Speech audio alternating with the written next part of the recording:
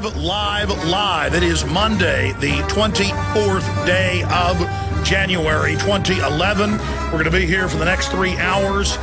You know, I covered yesterday an incredible story that got into the Communist Chinese at the White House dinner, playing one of the most popular communist songs in China since the 50s. It's a song, an anti-American song about the Korean War and the Chinese military shooting down the jackals, which are the Americans.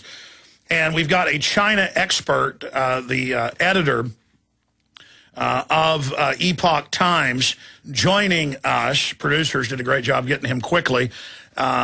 He's the editor of their English version. They're published, I don't know, every major city I go to, I see their paper published. New York, Toronto, L.A., Dallas. I see it in Austin. Just an amazing publication I've been a fan of for more than a decade. And Stephen Gregory will be joining us, dealing with Matthew Robertson's article, Chinese Pianist Plays Propaganda Tune at the White House, theepochtimes.com. He will be joining us coming up in the middle of the next hour. Very, very important information today with that guest joining us. I'm also on short notice working on getting Tarpley, Watson, or Wayne Madsen on at the start of the next hour briefly, because they really are our in-house experts, especially Tarpley, on all things Russia, dealing with the huge airport bombing that's killed at least 31 people today over there. And, of course, that's the Domodedovo airport in Russia, the largest airport in that nation. Very serious bombing there. Well, we don't know if this is real Muslim terrorist or the equivalent of a four-leaf clover with a unicorn sitting on it. By that, I mean very, very rare, but it's rumored to exist. Somebody claims they saw one sometime in history. The number one suspects are obviously intelligence agencies. We know the Russian government, going back to the czars, before the communists took over in 1917, routinely blew things up to blame it on their enemies. We know it's very suspicious bombings, with FSB caught planting bombs in a 4th apartment building in '99. We've covered that in detail, clearly linked to the government as a pretext to have a police state crackdown. And then, of course, we've had some other bombings the last few years that, when they fleshed out, looked like NATO operations to destabilize Russia. So we don't know. We don't know right now, but we'll continue to look at the earmarks. This could be the U.S. government, NATO. Israel's been caught meddling in and around the borders, of course, with the case in Georgia and also into southern Serbia and Pristina. So right now, I don't know who's behind this. Is it Muslim terrorist? Well, they do exist if it's a woman stabbing 14 people on a bus or somebody suicide bombing themselves. I mean, that stuff does go on in the Middle East, predominantly in areas of Palestine surrounding Israel. But outside of that area, it's very rare for it not to be a staged event. So we're going to be going over that situation as well today. Continuing, we've got a big stack of news of how the government's using the Super Bowl as a end cap or a demonstration of the police state with surveillance aircraft, checkpoints, face scanning, you name it, all being announced on that front. The Drudge Report has given a lot of attention to Eric Blair of the activist Post, Infowars.com, writing for us. Google seeks to weaken search engine ranking of content farming websites. That means alternative media, period. A way to censor that. That's up on Drudge Report today. Yesterday, he linked to our story dealing with court rules against TSA in Flyers' favor. So getting a lot of the Drudge love today. Appreciate that, because I love nothing more than getting the information out. Big news on the economy, our Operation V for Victory, and a lot more coming up. It is Monday, the 24th day of January 2011. Hard to believe we're about to elapse and complete the first month of 2011. The English editor of a global newspaper, print newspaper, Stephen Gregory will be joining us, dealing with the incredible article, Chinese pianist plays propaganda tune at the White House. U.S. humiliated in the eyes of Chinese by song used to inspire anti-Americanism, celebrating the killing of U.S. troops by regular Chinese forces during the Korean War. What does this signify? Well, Stephen Gregory is an amazing expert on China, and he's going to be joining us, of course. The Epoch Times is the global newspaper of the Falun Gong, which are a not even really religious Buddhist group, but they follow it as an exercise tenet, and they are warehoused, admittedly, in facilities, and their organs harvested because they're so healthy. And in the last 15 years or so, they've been valiantly fighting with the Epoch Times with deep research on China and their history of humiliation. Even going back to Nixon, the Chinese dictator would only stick their hand out a little bit. Nixon would reach for it. They would say, look, we're humiliating him. Obama bowed last year, this year. They also did the handshake thing again where they don't reach out far, which in Chinese is a big insult. So humiliating our face. Just incredible. Can you imagine if the U.S. president brought a pianist along to be there at the Communist Chinese headquarters and played an anti-Chinese song? It would be a big deal, but this is all part of the humiliation of the American people. So we're going to be talking to the editor of the Epoch Times coming up in about an hour and 25 minutes from now today. Also, I want to talk a little bit more coming up in the third hour today about what quantitative easing is doing to our economy and the world economy, and food riots popping up in every major continent of the world, serious unrest. Global price fears mount. And it says, as food and raw materials prices soar, Europe's central bank head warns of inflation. Really? But our government says there's not an inflation problem, and that back in June of 2009, a year and a half ago or more, that the recession ended. Of course, don't tell that to anybody who actually works in the free market. They'll tell you that's a lie. Every indicator, of course, shows that's a lie. We're going to be discussing that. Quantitative easing causing food prices to skyrocket. This from Washington's blog, also up at Infowars.com and PrisonPlanet.com.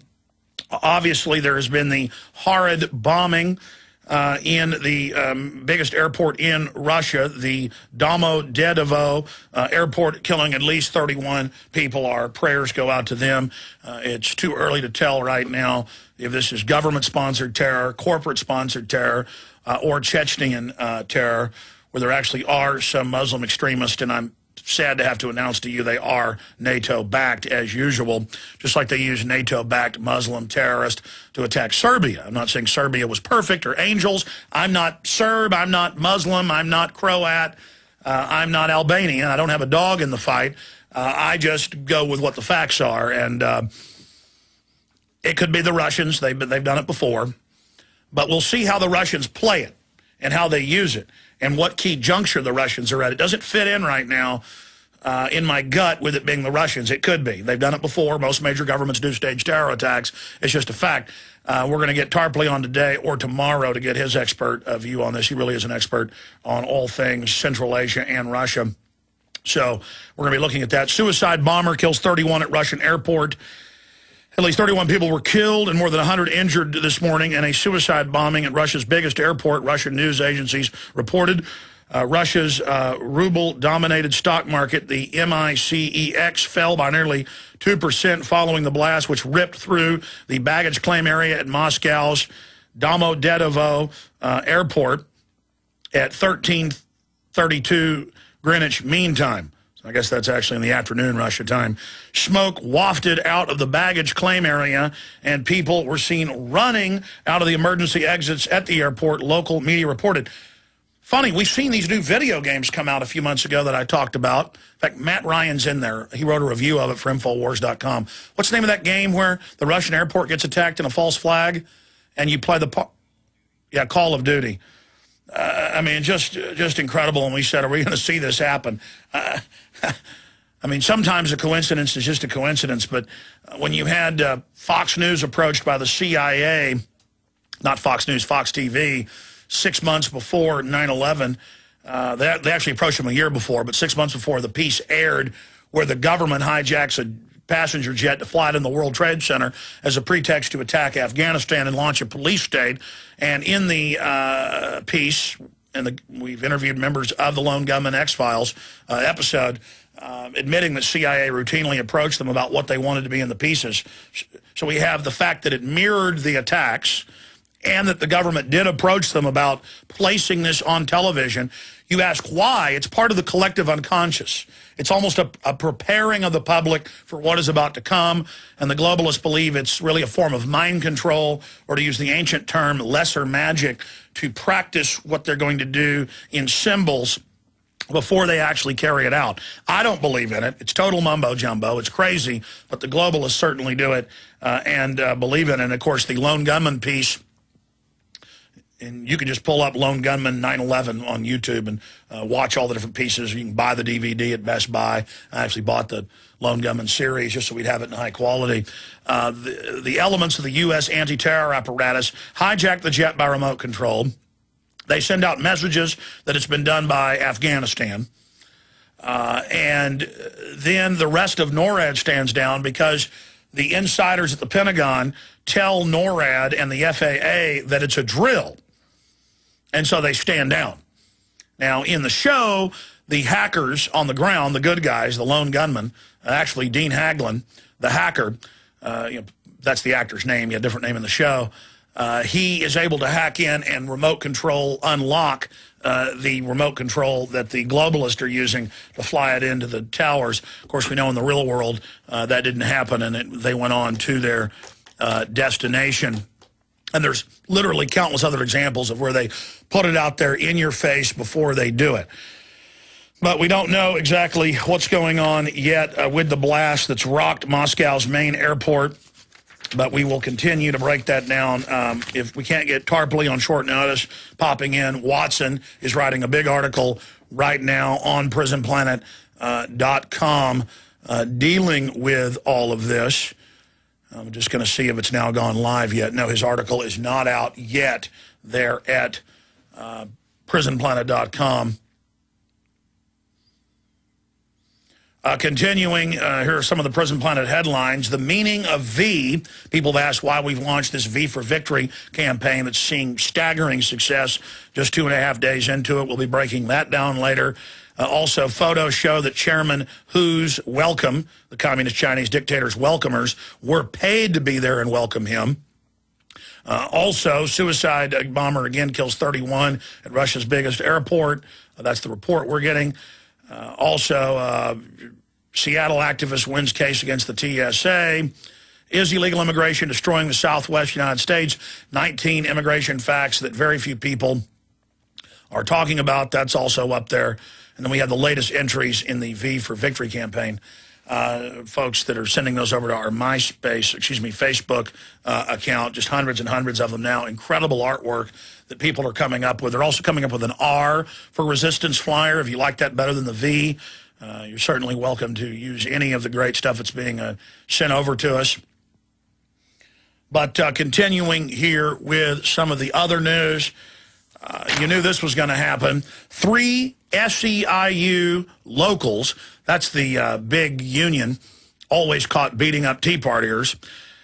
3 SEIU locals, including Chicago chapter, waived from Obamacare requirement. And in this latest move, 25 local chapters in Obama's hometown of Chicago are waived.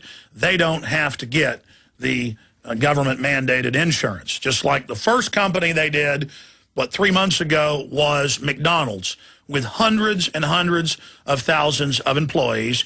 USA Today headline, McDonald's and 29 other firms given waivers from government health care, from Obamacare.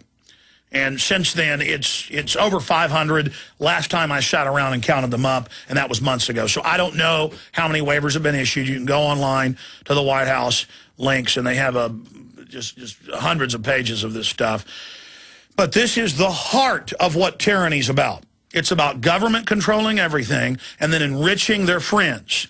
How are you going to compete against a hotel chain that's in your town if you own a family-owned hotel or motel and their employees don't have to get insurance, but all of your employees do? How are you going to compete if you have a hamburger place or a restaurant or a sub shop next door to a McDonald's and their employees don't have to get insurance? And so let's say you're already paying folks $11 an hour. Better than McDonald's, it averaged $8 an hour. It doesn't matter. Now they don't have to have the insurance paid for, so now you've got to pay $5, $6 an hour extra on average, is what it factors out to be, to get that insurance. And so now you got to lay people off. Now you got to increase the price of your sub sandwiches. See how that works? I mean, this is incredible tyranny. And so we're going to continue to discuss that. But I want to get into abortion first and some big developments in Texas and other states on the other side. Then we're going to get into the police state rollout to condition everybody at the Super Bowl. We're going to get into a ton of other important news today. We'll be right back. Monday through Friday, 11 a.m. to 2 p.m. We're here live. Many days we do 4 hours, 11 a.m. to 3 p.m. Thank you for joining us. Okay, I got a bunch of economic news, a bunch of internet censorship, Google openly announcing intensified censorship. Drudge Report's got this link today. Very important information. That is all coming up. More on our V for Victory campaign and the amazing feedback I'm getting on that. I'll just tell you now, Travis, one of our IT guys, I've just gone ahead and hired 2 more people on top of the 2 we have to accelerate our social network, the redesign of InfoWars, Prison Planet, all the things we're doing. When we put the ad out and hired them, folks didn't know where they were getting hired. And this guy had heard the show off and on in Austin over the years, but was somewhat of a listener, but not a huge fan. And then he finally told some of his friends this weekend where he works, and they're like, "Oh my gosh, we're hanging up V for Victory posters all over the office." And a lot of their friends are doing it. That's great, but we need to get those out on the street poles, out in the public places, wherever it's legal and lawful. Of course, you'll see a garage sale sign and nobody pulls it down. And then sometimes when you put it up, they say, oh, it's illegal to hang it in public places in our town. But then we've gone and checked in many areas, it's actually not. Especially if they haven't been enforcing it against the dog grooming signs and garage sale signs and cookie sale signs that go up everywhere. Our liberty and our freedom is important, and it's our free speech, and all of America is a free speech zone. All the public commons are a free speech zone. A free speech zone is not in your living room, or if you own a newspaper, it's not, that newspaper is yours. That's not a free speech zone. That's your free speech zone. But when it's public places, it certainly is. So that is coming up as well. I've got a little stack of abortion news here. I'm going to start getting into this now and get more into it later. But I rarely find myself agreeing with Governor Rick Perry. He's the guy that tried to push through the NAFTA super highways and the toll roads on 8,000 miles of existing Texas roads. He's the guy that tried to force the Gardasil shots on Texas schoolgirls that they admit doesn't protect you from the papillomavirus that can cause cancer in the cervix and that is very dangerous and has caused a lot of deaths. And that's on record. It caused deaths during the trials and since then. So I'm not a big fan of Rick Perry, but when someone does something right, you've got to give them credit. When Glenn Beck comes out and admits the government wants to reduce world population and gives the documents, got to give him credit. When he talks about the private Federal Reserve taking over America, got to give him credit. They're going in the right direction. And that's because you, their viewers, their listeners, their constituents are demanding it. The system with the Overton window, what is seen as politically acceptable, is trying to do radical things to pull the political debate to the extreme so that things that would have been extreme don't look as extreme because they're pushing for such extreme things on the other end. Well, we're pulling the Overton window of what's politically acceptable back the other way towards constitutional common sense and what this nation was founded on. The system has tried to demonize it. It's tried to make gun ownership look bad. It's tried to make private property look bad. It's tried to make the family look bad with all the dramas and sitcoms. And you see the messages all over TV and all, in the movies and culture. But the point is, we're beginning to win this info war. Every study shows it. If you go back to the time of Roe v. Wade, 1973, the polls were roughly 50-50. Some of the polls leaned towards 55-45, or a little bit more of the population being pro-abortion because it was sold like a human right, like suffrage for women or voting for blacks. Now today, and they run the gamut, but all polls that are scientific show above 60% being against abortion, some over 80%.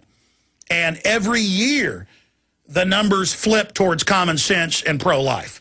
And so they can yell, they can scream, they can have shows on MTV glorifying abortion all they want. It isn't working. And Rick Perry is doing something I really agree with. I do not like in Travis County, with my office here, having to pay Travis County franchise taxes, which is really a hidden sales tax on businesses, or really a hidden income tax on businesses, and the hospital district tax and the rest of it, to make me pay millions of dollars. That is, Austinites have to pay millions of dollars, over $3 million a year total, to pay for abortions. And people are coming from all over the state in the last year to have them here, including late-term abortions. Those are babies that can be adopted up. There's on average a 2-year waiting list for them. There are all these big groups that will pay women to have their babies and adopt them, mainly Christian groups. They don't ever tell the women that. They don't tell them that Planned Parenthood was founded to carry out eugenics.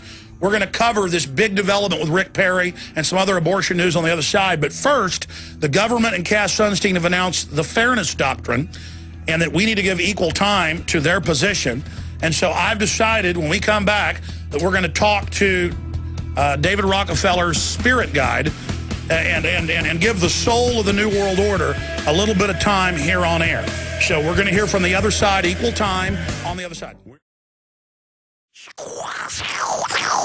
Attention, American pigs, gun owners, libertarians, conservatives, landowners. We have destroyed your families. We have destroyed your moral compass. We have taken your country over. We are the New World Order banking syndicate.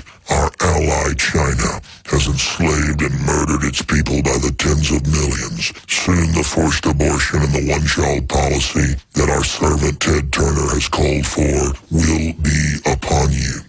The world government is here. Most of your population has already succumbed to our mind control system, and now we are going to bring in our world government. Keep taking the vaccines. Continue dying from all of the cancer viruses that we add to them. Drink the sodium fluoride and hundreds of other chemicals that we add. There is nothing you can do to the New World Order. There is no way you can stop our globalist takeover. Resistance to us is futile. Turn away from God. There is no God. Give yourself to world government. Only believe in materialism. Fight with your family. Turn in your firearms. Don't spend time with your children. Watch sports and nothing but sports. Take your Prozac. When the school tells you to put your 5-year-old on Ritalin, don't read the insert that it causes their brain to shrink and causes brain damage. Submit to us. It's like easing yourself into a hot bathtub and slitting your wrist. Give in to the New World Order. Do not resist. Do not resist. Do not resist. The Federal Reserve is here to help you. Oh, words are dangerous. Don't be angry at your government, amassing giant paramilitary force against you. If you are listening to this transmission, you are not the resistance. You are not the resistance. No, no, no, don't resist the resisting. You're listening to The Alex Jones Show. There's spare time to David Rockefeller. He wanted the time. Jay Rockefeller's calling for a return to the fairness doctrine. And so we may now, at least a few times a week, try to give them equal time. And that's really what the New World Order wants for all of us. So keep drinking your fluoride water. You heard it directly from the Ninth Circle of Hell, a report from David Rockefeller on what he thinks would be good for this country and the rest of the world. Here's an interesting report dealing with China. General Motors China sales pass U.S. for the first time in history. Well, yeah, part of the stimulus package went to build factories in Brazil and China and Eastern Europe. GM sold more cars in China than the U.S. for the first time. Toyota keeps title for most global sales. We'll be looking at China coming up in T-minus 1 hour in the middle of the next hour. Deep look at China. Continuing here with the good news. So, the polls show it. The numbers of abortions are overall down. The vast majority of citizens now know it is a baby. They know it's alive. You're talking over 90% in major polls that are against late-term or third trimester abortions, upwards of 80% against all abortion, period. It is incredible. It's used as a contraceptive.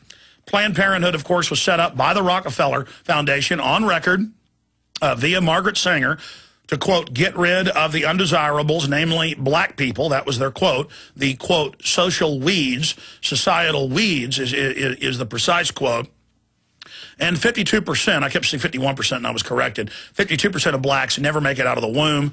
We're talking close to 20% of whites, Hispanics, never make it out of the womb. It's terrible. Where are the civil rights activists trying to stop this Holocaust? Well, they're the, quote, mainline liberals who are bankrolled by this system. And to be a, quote, liberal, you've got to be pro-abortion. And then once people have had abortions, they tend to psychologically defend the abortion and get very, very mad if you speak out against the abortion. Now, Rick Perry is trying to get the legislature to propose a law here in the second most populous state, also the second largest geographically after Alaska, but the second most populous state with, what, 28 million people, to make it to where you have to get a ultrasound before you have an abortion. And the media is spinning it, claiming, why, an abortion's only $300. That's because it's subsidized by the federal government, state government, and Planned Parenthood. They actually cost about $1,000. That's what ends up the money the abortionists get. It's just you put in your $300 into the kitty.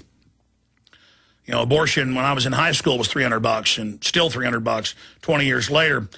But they're trying to spin it. The truth is there are free clinics all over the state of Texas and all over the country where you can get an ultrasound if you're pregnant. There's also many organizations and governments move to ban the 3D ultrasounds that they have in shopping malls and places, which are like $100, where you get 3D photos of your child, because when you see their eyelashes, when you see their little fingers, when you see them sucking their thumb, you don't want to kill them. You've now humanized. You know, people got so freaked out in Iraq with the Marines throwing that puppy off the cliff, because we've lost our empathy for fellow humans, but we haven't seen simulated murders and killings of dogs on television like we've seen humans being simulated killed. So we become desensitized. Our intellects, our psyches, our hearts become hardened. And so many, quote, liberal comedians and social commentators make sickening jokes about abortion. Oh, but then if you make some mild racial statement, you need to be arrested. See, they're there trying to tell you that you can only have the speech that they approve of. So continuing here, we've got to get behind this in the Texas legislature. It's, quote, women's choice, they say, but statistically, and they break this down in different reports, you can just pull up ultrasound, reducing number of abortions, and you'll see the studies they've got out worldwide, that when a woman sees that baby, instead of going to the abortion clinic where they claim that they're giving you counseling but push you towards the abortion. Remember the famous phone calls a few years ago all over the U.S. where pro-life groups would call up and say, yeah, I want to give $10,000, but I want to make sure it goes to black babies. Can I make sure it only goes to abort black babies? Oh, absolutely, sir. Absolutely. We're with you on that. And then the left covers their hatred of blacks by saying, nobody wants those black babies. Really? My family adopted a so-called minority baby. My parents did. No, the truth is that the liberals try to keep blacks from adopting black children. And that's a big liberal cause celeb by the black activists. Don't let whites adopt blacks. Let us keep our culture. Yeah, let's just go ahead and kill those black babies because we don't want them to actually get along with whitey. We don't want them to get along with what Chris Matthews called crackers. Again, trying to invoke racial division. The truth is, there is more than a 6-month waiting list out there for disabled black children. Statistically, the most unwanted. There is a 6-month waiting list of good, predominantly Christian families who've got giant hearts and souls who want to love those children. There's a close to a year waiting list for mentally retarded and disabled Asian and Hispanic children. And there are blacks, there are whites, there are Hispanics, there are Asians, there are people who want to adopt all those children. There is close to a 3-year waiting list for a Caucasian baby. And if that baby is blonde-haired and blue-eyed, you're talking over a 4-year waiting list. You can pull these numbers up. If the child has black hair and blue eyes, or black hair and green, the most coveted, you're talking about a 5-year waiting list. It's easier to get a liver than it is to get a black-haired, blue-eyed, or green-eyed child. They are at absolute premium, and it has come out, and we had the senator from Georgia on shortly before she was killed. She was about to break major news, but this has come out in other places, of quotas for children. CPS has quotas, and that's why in so many CPS cases I fought where you'll have black people putting cigarettes out on their kids, you'll have Hispanics doing it, you'll have other people doing it, and the CPS doesn't respond. You see these reports all the time of a 8-year-old black child who weighed 20 pounds and was found in a crib filled with feces dead, or a 6-year-old that weighed 25 pounds found dead. You see those articles all the time. The mother's an admitted crackhead. No one cares about the baby. The CPS doesn't take them because that's a black that should have been aborted to begin with, according to these people. I'm sorry if these are hard truths to hear. But when you see CPS taking a child who's 3 and falls off the swing and breaks a finger in front of witnesses, blonde-haired, blue-eyed. When you see a family who won't give the vaccines to their newborn, and there's no law to do it, but they take them, blonde-haired, blue-eyed. I mean, this is well known. It is worth hundreds and hundreds of thousands of dollars. Now, I knew so many cheerleaders in high school who went and got abortions. Friends of mine who had girlfriends, and they come up with the $300. Their parents wouldn't even be told that 14, 15, 16, 17-year-old girls were having abortions multiple times a year. No one told those cheerleaders, hey, have that baby. I guarantee you the parents would have wanted it, the grandparents would have wanted it, but even if they didn't want that cheerleader's baby, nobody told that cheerleader that there were Christian organizations that would pay her over, and that was back then, $100,000 on top of putting them in an apartment if they wanted, paying for everything, and giving them money for 2 years after the child is born for a total of over $150,000. That's why you see these national billboards that show a woman who looks depressed, and it says, pregnant, thinking of an abortion, call us, there's help. There is an alternative. You call, whether you're black, Hispanic, it doesn't matter. They will help you have that baby. They will help get that baby into a good family. Don't chop them up. And if you don't like hearing that because you're pro-abortion, face it spiritually. Face it psychologically. You've bought into abortion, you've paid for them, or you got friends that have. Just admit you're wrong. And that is the beginning. That is the beginning of healing, ladies and gentlemen. Okay, so I can't tell you how many times I've heard on talk radio, not even on my own show, but also on my own show. I mean, I hear it every few weeks when they're having an abortion discussion. The arrogant, moralizing, fake liberal, 21st century Nazi calls in and says, oh, who's going to adopt these black babies? Who's going to adopt these Hispanic babies? Are you? Moralizing. They want them dead. They want them chopped up. They want them dead, dead, dead, dead, dead, dead. So, I've also studied this, and you can study this for yourself. In many countries that are even pro-abortion, they still want a sonogram, even though it's not shown to the mother, so they know the position of the baby, of the fetus. And sometimes there's medical complications that could be involved. And so they need to know when they're going in there if they need to, normally they want to do one after as well to make sure everything was cleaned out. not in the United States, and not in Latin America or Africa. They don't care if something gets left in there. They don't care. They don't tell women that they have a doubling on average. This is conservative. Just pull up studies or abortion cancer studies, and you'll see at least a 50% in uterine. I mean, your body, if the baby needs to die, 99% of the time, and I've talked to medical doctors who deliver babies on this, 99% of the time, if that baby's Down syndrome or that baby's deformed or that baby's got problems, your body will shut off, and it's called a miscarriage. Your body, 99% of the time, it's actually almost 100. It's 99 point something. You have to pull it up if you want to see the actual numbers. Your body will get rid of it, okay? Will get rid of that baby, and then it's not your fault. And then you don't get a massive increase in cancer. You go in to the middle of an incredible biological event with your body building and creating through that placenta a new life form within you. You go in and snuff that out while all the hormones are aligned and everything's operating correctly. And there are many women that get abortion after abortion after abortion. Listen, we tell you that if you've had 3 consecutive flu shots, it, again, doubles your chances of Alzheimer's. There are scores of mainline studies. Don't believe me? Just search Alzheimer's, flu shot Alzheimer's studies. Don't believe me? Check out all these things I'm telling you.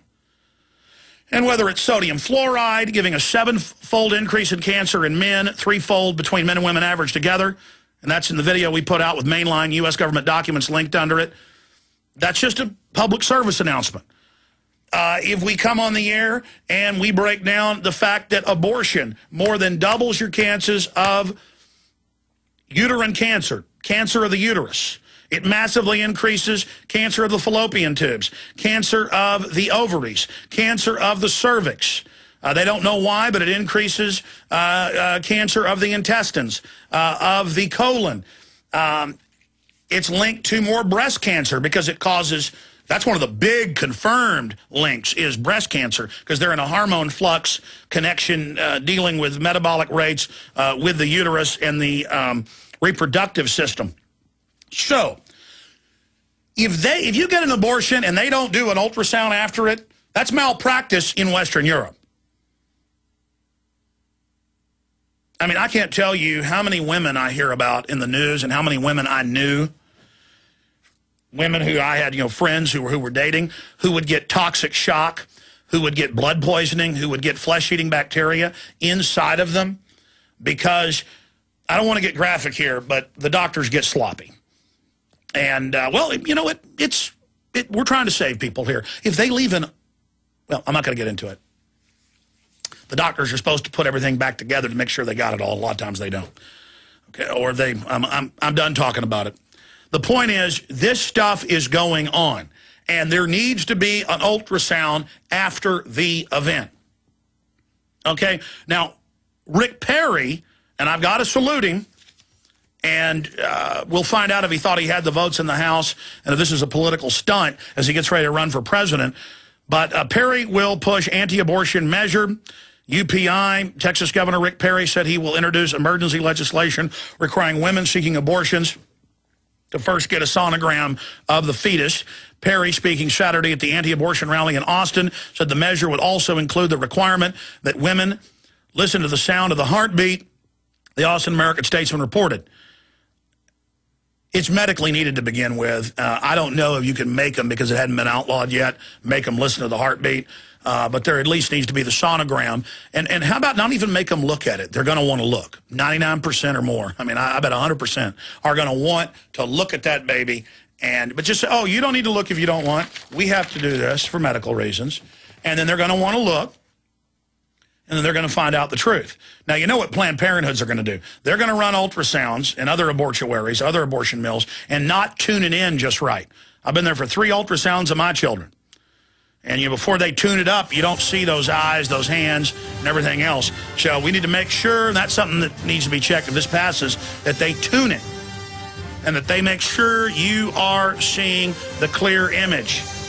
So we need to get behind this. I'll tell you more about it when we come back. And then some of the latest horror stories just in the last few days with abortuaries. Oh, yeah, these babies are staying alive sometimes for days, and folks are digging them out of the trash cans, and thank God they're still living.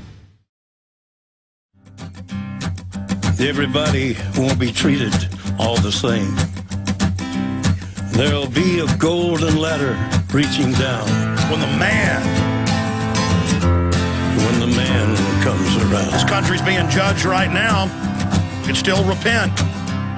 The hairs on your arm will stand up. All right, so Rick Perry deserves credit. He said, when someone has all the information, the right choice will be made, the choice for life. Perry said to the crowd of between 4,000 and 5,000, that means it was probably 50,000, at the steps of the Capitol. Since 1973, Roe v. Wade, Supreme Court decision, 50 million, it's 51 plus. 50 million children have lost their chances. That's a catastrophic number, twice the population of the entire state, said Perry. You know, most of them black or Hispanic. Perry also designated for quick approval in the state's legislative session that starting January 11th, a crackdown on sanctuary cities for legal immigrants, stronger property owners' rights, tighter voter identification requirements at the polls. I got to say, I like this whole agenda. I can't believe I'm here agreeing with Rick Perry, but he's really flip-flopped. But he's definitely had a Saul of Tarsus conversion on the road to Damascus, or he's getting prepared to run for president and getting his conservative bona fides in line. But as long as he doesn't sabotage this vote at the last and try to stop it, all I can say is good. Get behind this big time. Now, this is the type of news that I see constantly and don't even cover here because I don't like getting into it. It's painful to even think about, but we've got to talk about these things. Doctor allegedly killed babies with scissors, and even the New York Times is reporting on this. And it goes on to say the grand jury found that they would reportedly keep babies alive on shelves. And I've seen many other cases that are similar to this. And there's many famous cases where pro-lifers, in fact, we need to interview some of those survivors. They're now full grown, some of them. Dig them out of trash cans in the medical waste bins. I mean, they don't even dismember them in the partial birth abortion. And see, legally, they say as long as the baby has been killed, they take scissors and poke a hole in the back of their head and suck their brains out. I'm sorry, that's how they kill a 8-month-old baby who could be adopted right there. That's how they do it. But if the baby comes all the way out of the womb, all the way out onto the bed, then they legally are supposed to adopt the baby and call the paramedics. It's a total oxymoron of you can kill the baby inside but not on the outside in that third trimester. And so what they do is they put them in cold buckets of water, they put them on shelves, and then when workers freak out by seeing the child dying, they finally have a pang of humanity. When there's people lined up around the block to adopt them, they call the police and these abortuary people go to jail.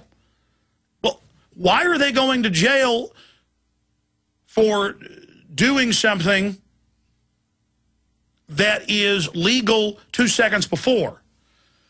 And so there's that report, reportedly of the dead babies and the living babies and the rest of it. Here's another one. This is the New York Times. Squalid abortion clinic escaped state oversight. Well, they let them do whatever they want. And it was a squalid. For years, state health officials missed some unsettling patterns at the 3-story brick abortion clinic on Lancaster Avenue. It was always open late, way past the time the pizza place next door closed at midnight. The women who emerged from it, often poor blacks and Hispanics, appeared dazed and in pain and sometimes left in ambulances. The doctor who ran the clinic, Kermit Gosnell, had been sued 15 times for malpractice. 2 women died while under his care, and it just goes on. I'm not going to read what's in this article. It's too gruesome, but that's the type of stuff we've got here. Let's just stop the abortions, okay? Let's stop them. Let's stop them. Let's educate people and show them what's going on. It's not a right. It's murder, okay? It's murder, certainly in the 3rd trimester. Who can disagree? Let's ban 3rd trimester abortion. In the center of Drudge Report, drudgereport.com. He's linked to Google seeks to weaken search engine ranking of content farming websites like the Drudge Report and Infowars.com. We're going to be breaking that down later.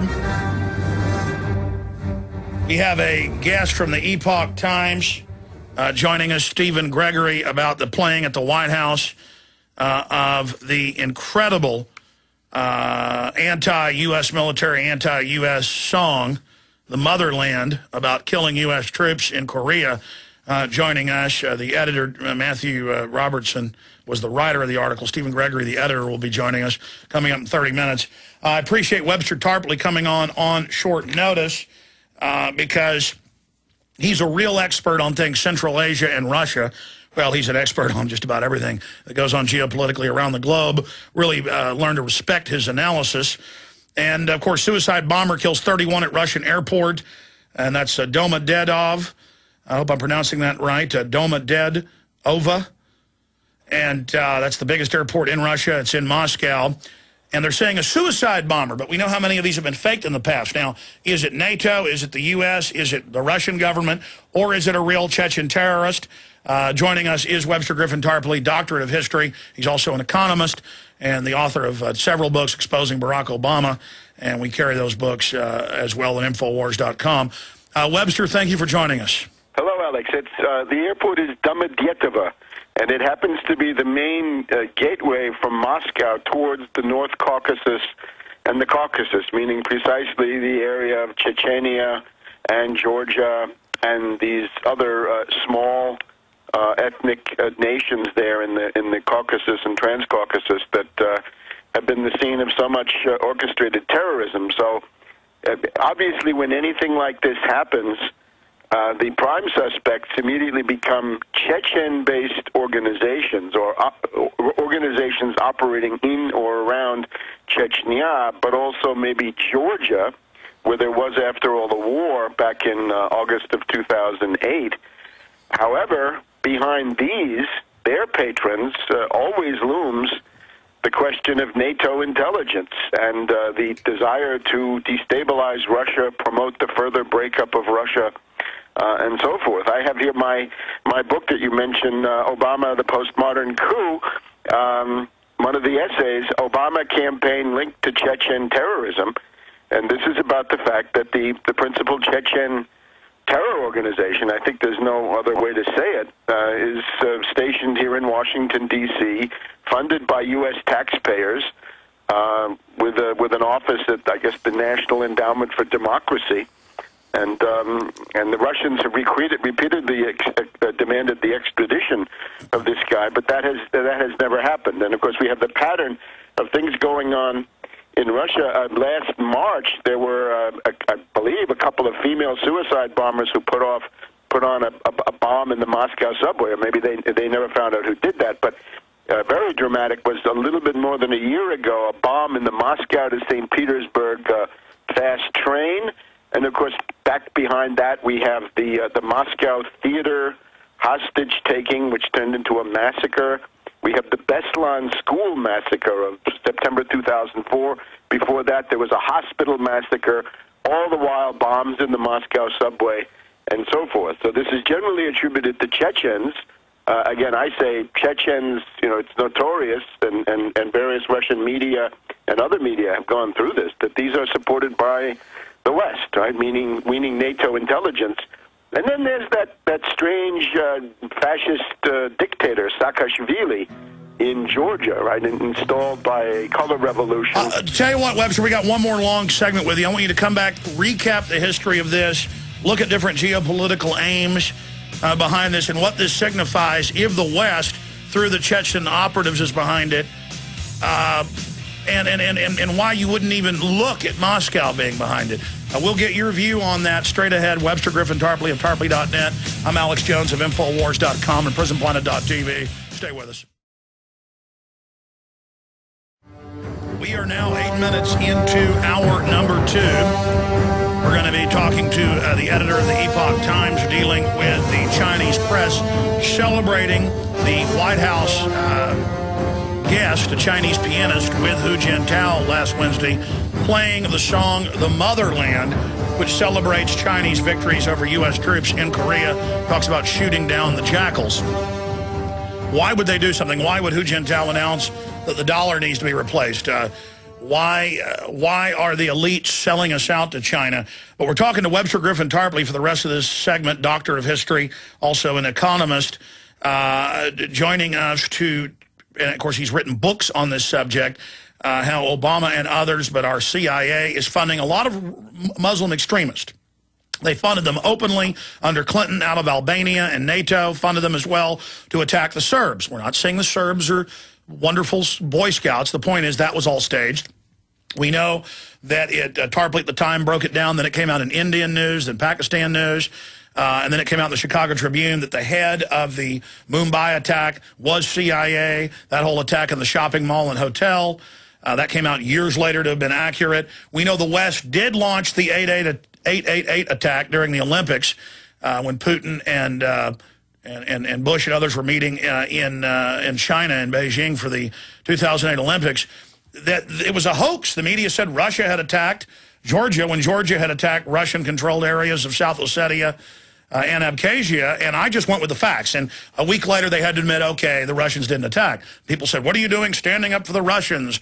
I just go off the facts. Now, the evidence points towards FSB in '99 being caught in a 4th apartment building planting hexagen bombs, and that came out in the Moscow papers, and some of those reporters got killed. And so I have no doubt that the czars before them, the communist, and now the current Russian government does stage provocations. Most big governments stage false flags. Tarpley may differ with me about the 1999 attacks, but we're looking at who could be behind this. And we're getting our first look. This only happened 5-6 hours ago. Moscow airport blast, FSB, false flag, part of anti-Putin campaign or real separatist attack. That's the headline by Steve Watson and Paul Watson at prisonplanet.com. It's also up at Infowars.com. And so let's go back here, because we know 4 years ago Bush put out the press release on WhiteHouse.gov saying 4 groups of freedom fighters are attacking the Iranians inside Iran. We're funding them. What a provocation towards Iran. 3 of the 4 groups were al-Qaeda based. Number 3 in al-Qaeda commanding one. One of them was Kurd based. And then our media says Iran is backing al-Qaeda when Iran's the opposite, as you know, Webster. Shiites and the other branch of Islam, Shiites being 20%, the other branch being roughly 80%. There's 1% that's a few other subgroups. But I mean, what's really going on here? Clear it up for us. Give us your first look view on who you think has the motive, who stands to gain. Is it Moscow? Is it NATO? Is it the West? Or is it Chechens operating on their own? Well, we have to remember there's a presidential election now in Russia in 2012, and the #1 goal of the entire Anglo-American intelligence establishment, and this is a hysterical commitment that they have, is to prevent Putin from switching back from prime minister to president. And there have been very interesting WikiLeaks in part of their dumping has revealed the transcripts of meetings held in the U.S. Embassy to Moscow with the presence of Michael McFaul, who is the Russia director of the National Security Council. And he, of course, is a lightweight. He was a cheerleader for Yeltsin. He was a cheerleader for the color revolution in Ukraine. Anything that the U.S. stooges do in Russia is democratic. If Yeltsin shoots up the parliament, that's democratic. If we have kleptocrats in Kiev, that's democratic. So what McFaul was doing was to try to marshal his forces, which turned out to be various Russian has-been politicians, people like Kasyrev and Ryzhkov, people you've never heard of, as well as some human rights people. But one you may have heard of, Garry Kasparov, the former chess champion, but his friend, of course, is this guy Limonov, who is a national Bolshevik, which basically means a fascist with skinhead rowdies in the streets. So our government is backing Bolsheviks. National Bolsheviks. Again, it's more like a Nazi than a real communist. So if these distinctions mean anything, so they get together this gaggle of people, and the candidate they'd like to put up against Putin is a guy called Nemtsov, who was essentially one of the masterminds of the destruction of the Russian economy, IMF shock therapy, deregulation, privatization, hyperinflation, a bubble, a banking crisis, every disaster in the book when it comes to economics. This guy Nemtsov had visited on the Russian people, but they said we'll call him a democratic force, we'll put him up, we'll give him a lot of money from the U.S. taxpayer and see what we can do. And I think they've decided now that it's hopeless, and they've decided to have recourse to these things that we see now.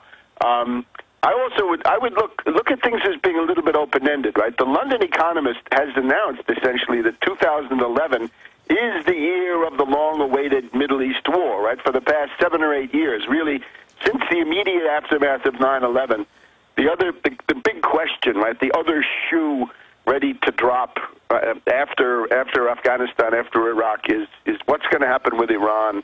There have just been some conferences over the weekend in Turkey about the Iranian nuclear program. They have ended with basically no result.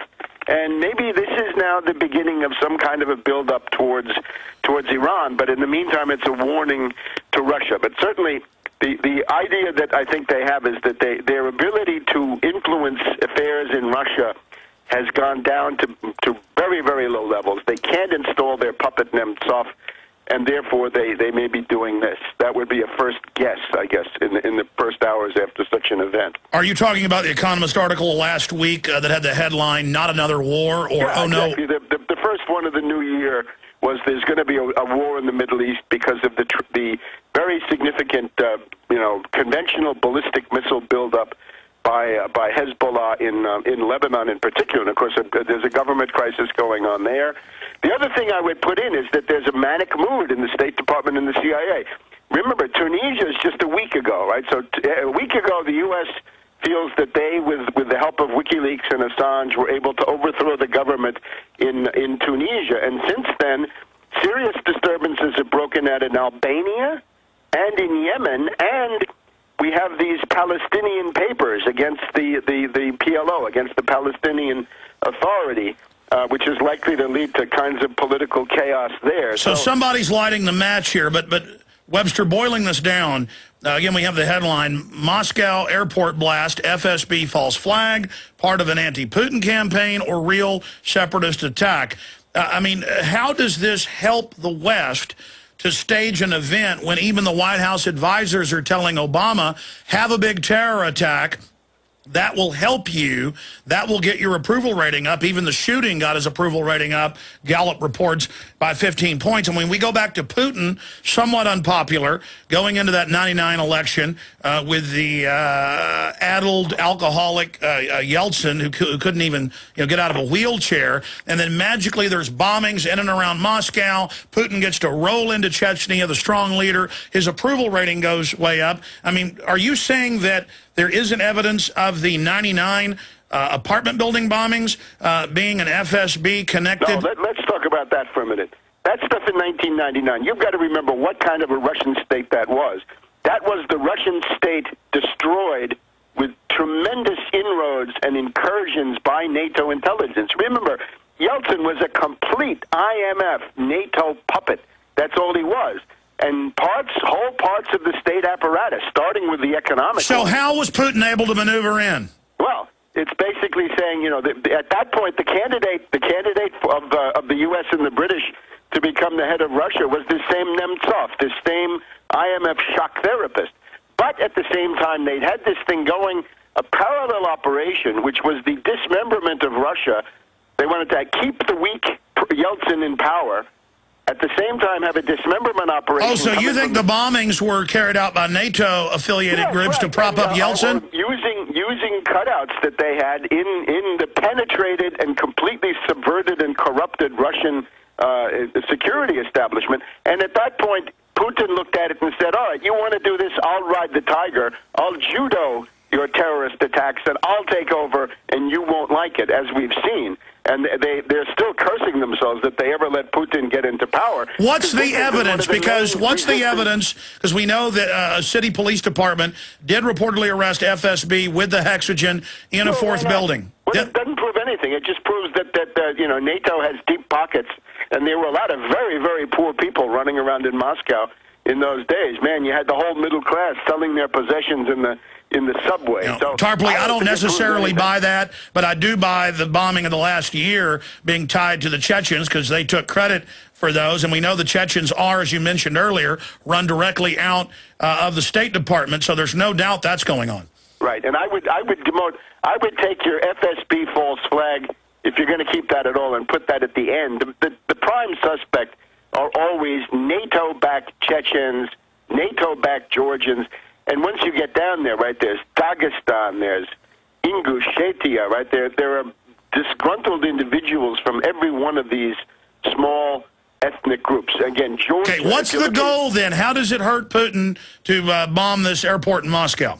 It's simply, it's done periodically. It's a good question, because this has been going on now on a large scale for a long time. The second phase of these things is usually that the Russian government is blamed. For example, when you had that Moscow theater massacre, the general tone of the Western media was not to say terrorists are bad and should be fought, but that the Russian government did it all wrong. Or with the school, right, that the school was not, these are bloody monsters who killed all these children, but rather, the Russian government made tactical mistakes. I'm sure we're going to hear now that Russian aviation is not safe, and maybe you better not go there, and maybe you better reroute your airplane. And you've got Europe not wanting the naked body scanners and Russia not wanting it, so this could also be used domestically here to crack down more. Is that what you're saying? They're much bigger than this. Do a few more minutes with us, a few more minutes on the geopolitical ramifications of Key Bono. Okay, going back to Webster, Griffin, Tarpley. Webster, look, I'm just looking for the truth here. And I know Russia does a lot of corrupt things and has its own interest. I know our corrupt system does it as well. I mean, 888 was a giant hoax, and it was admitted. The difference is that the U.S. Is generally in an aggressive attack posture. The Russian posture much more defensive. And I think that's the thing that has to be stressed. And when these events occur, if there were no background and no pattern going back 15 years, you could look in every direction of the compass. Okay, I'm just saying I'm looking for the truth. So in the 3.5 minutes we got left, what's the motive here for you? Who's behind it from the Key Bono? Well, the U.S. With Obama was attempting to do this deception operation, the strategic deception around the so-called reset of relations with Russia, and that has included now the ratification by the U.S. of the START Treaty, right, the Strategic Arms Treaty. However, all of this had a goal. The goal was to get Putin and his faction out of public life, get in Medvedev, who is a much weaker figure, and then proceed with more destabilizations with the soft power methods, hopefully, from their point of view, including a color revolution, taking advantage of the relative weakness of Medvedev as a political leader. Isn't he stronger because that was a test of him in 888 with the Georgia situation? That was Putin all the way, certainly. Medvedev, by the way, Medvedev made a response to this, which I thought looked rather weak. He looked very depressed, rather passive, quite weak, not a strong rallying, defiant figure. So I think he realizes that this is not good for him individually. So the idea is if you have this gaggle of opposition forces that are worthless, and you can't subvert from within, and your ability to have a color revolution from the U.S. point of view is very limited, well, then you've got to go back to treating Russia as a unit and a great power, and then you go back to your long-term Caucasus-based subversion and geographic breakup story. Sure, encirclement. Well, it's encirclement, of course, but specifically the London Economist, again, the British are always the main center of anti-Russian hatred, and this goes back 200 years to post-Napoleon. The London Economist has always had this idea that you can use the Caucasus, Transcaucasus, this ethnic labyrinth of small countries, to break up Russia geographically, right? Not just break up the Soviet Union, that they've done, but now break up the Russian Federation. So if you can't do the internal subversion using, the young dupes and young nihilists with a color revolution, then go back to your ethnic-based, terror-assisted strategy, and it seems to me that may be what we And then try here. to invoke Russian invasions into those satellites? Yes, of course, and then that weakens Russia. You see, that was what was done in the mid-1990s, right? The Chechen War really started in, 94, 95? So just like the West is tied up in Afghanistan and Iraq, they're trying to suck them into a new Afghan-type situation, but in other areas of the Caucasus. the oligarchs, they're also not happy. Their darling Khodorkovsky is being kept in jail. You can imagine if we had Warren Buffett or Bill Gates in jail in this country, that would create a somewhat different political Webster, climate. Thank you so much. We'll continue to talk to you as this unfolds. Thank you so much. We're on the... Stephen Gregory is our guest for the next 30 minutes. He's the editor of the Epoch Times English language version. All I know is I'm in London. I see their newspaper on newsstands. I'm in Toronto. I'm in Dallas. I'm in Los Angeles. I mean, I just see it everywhere. I see it in Austin for more than a decade, and it's theepochtimes.com, and they have an amazing report that we link to on Infowars.com. We link to part 1, but there's also a part 2. Chinese pianist plays propaganda tune at the White House. U.S. humiliated in eyes of Chinese by song used to inspire anti-Americanism. Now, we know the Chinese people are greatly oppressed. They're great people. We know that Mao Zedong has the greatest mass murder record in history, even greater than the monster Hitler and the monster Stalin. But to have them play this song, The Motherland, that's in a popular movie in China dealing with the Chinese regulars fighting Americans in Korea during the Korean War, is just incredible. And this was aired. Chinese TV covered it. Chinese bloggers praised it. Lang Lang, the pianist, talked about he chose it to basically glorify China. I mean, it's one thing to have Hu Jintao come out before he came last week and say the dollar's going down, the Chinese currency will be the world reserve currency, China being the biggest holder of our debt. What an amazing move we see. But to see all these other slights that Americans don't recognize, but in China are seen as rubbing our face in it. Imagine if an American president went over there and played some anti-Chinese song or had their pianist do it. So it's really kind of an inside joke for, I guess, 1.3 billion Chinese, but a lot of them aren't laughing. And so joining us is the editor, Stephen Gregory of the EpochTimes.com. Again, their online version, their print version, very powerful around the world, very effective, and pro-liberty. And we really appreciate their report. They were the only East Coast newspaper to report on Bilderberg 2008 when I was there covering Obama and the fact that they'd made the deal to have him get the nomination. When he was, quote, out of pocket and none of the other media could find him. It was the Epoch Times that covered it to give you an idea of the work they do. And they've got a lot of other important articles dealing with people that were paid to greet Hu Jintao last week. And so he joins us now, hopefully about 5 minutes in the next hour. But Mr. Gregory, good to have you here with us. It's great to be with you, Alex. Tell us about, because talking to folks at the paper, you really are one of the biggest experts on what's happening in China, what this song means, and if it ties into a larger pattern. Yes, certainly. This song was the theme song for a movie called Battle on Shangangling Mountain. And this was a battle, Triangle Hill, which is not well known to Americans, but in the Chinese Communist Party narrative about the Korean War, it's very important. It's treated as a major victory over U.S. forces. And the song is a praise of how beautiful China is, but at the end of the song, there's a verse which says that when friends are here, there is fine wine, but if the jackal comes, what greets it is the hunting life. And in the song, the jackal is the United States. And since that movie played for decades now in China, this song has been the leading song for promoting anti-Americanism in China. And so for this song to be played in the White House at a state dinner with President Obama and Hu Jintao present was a tremendous insult to the United States. Going into the White House and playing a song that promotes hatred of in opposition to the United States. Well, if I played the old country music song from the 50s, in 1814, we took a little trip along with Colonel Jackson and the mighty Mississippi. We took a little bacon and we took a little beans, and we whipped the bloody British at the town of New Orleans.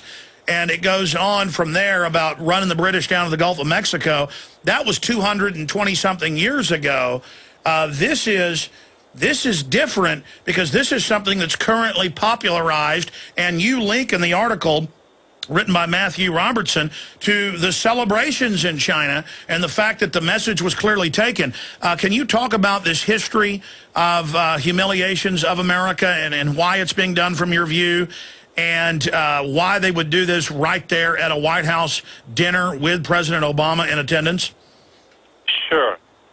Alex, I think the fundamental thing is that the Chinese Communist Party has recognized from the very beginning that they are in a life-and-death struggle with the democratic West.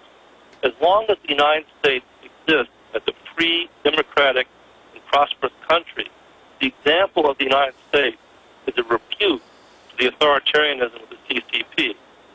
No matter how strong the propaganda is inside China, our example is still attractive to the Chinese. But if they can lobby our government to crack down on internet speech and free speech zones, now it can normalize their authoritarian system. And to see our media, and I'm sorry to interrupt, that's powerful what you just said, though, sir, the editor of the Epoch Times.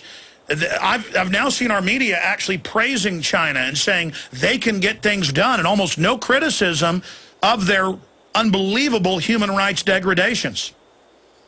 Yes, the media in the West. And this is also to get back to your point about there being a pattern involved in this, a pattern of humiliation of the United States. The media in the United States has badly misunderstood China, the Chinese Communist Party, and the Chinese Communist regime.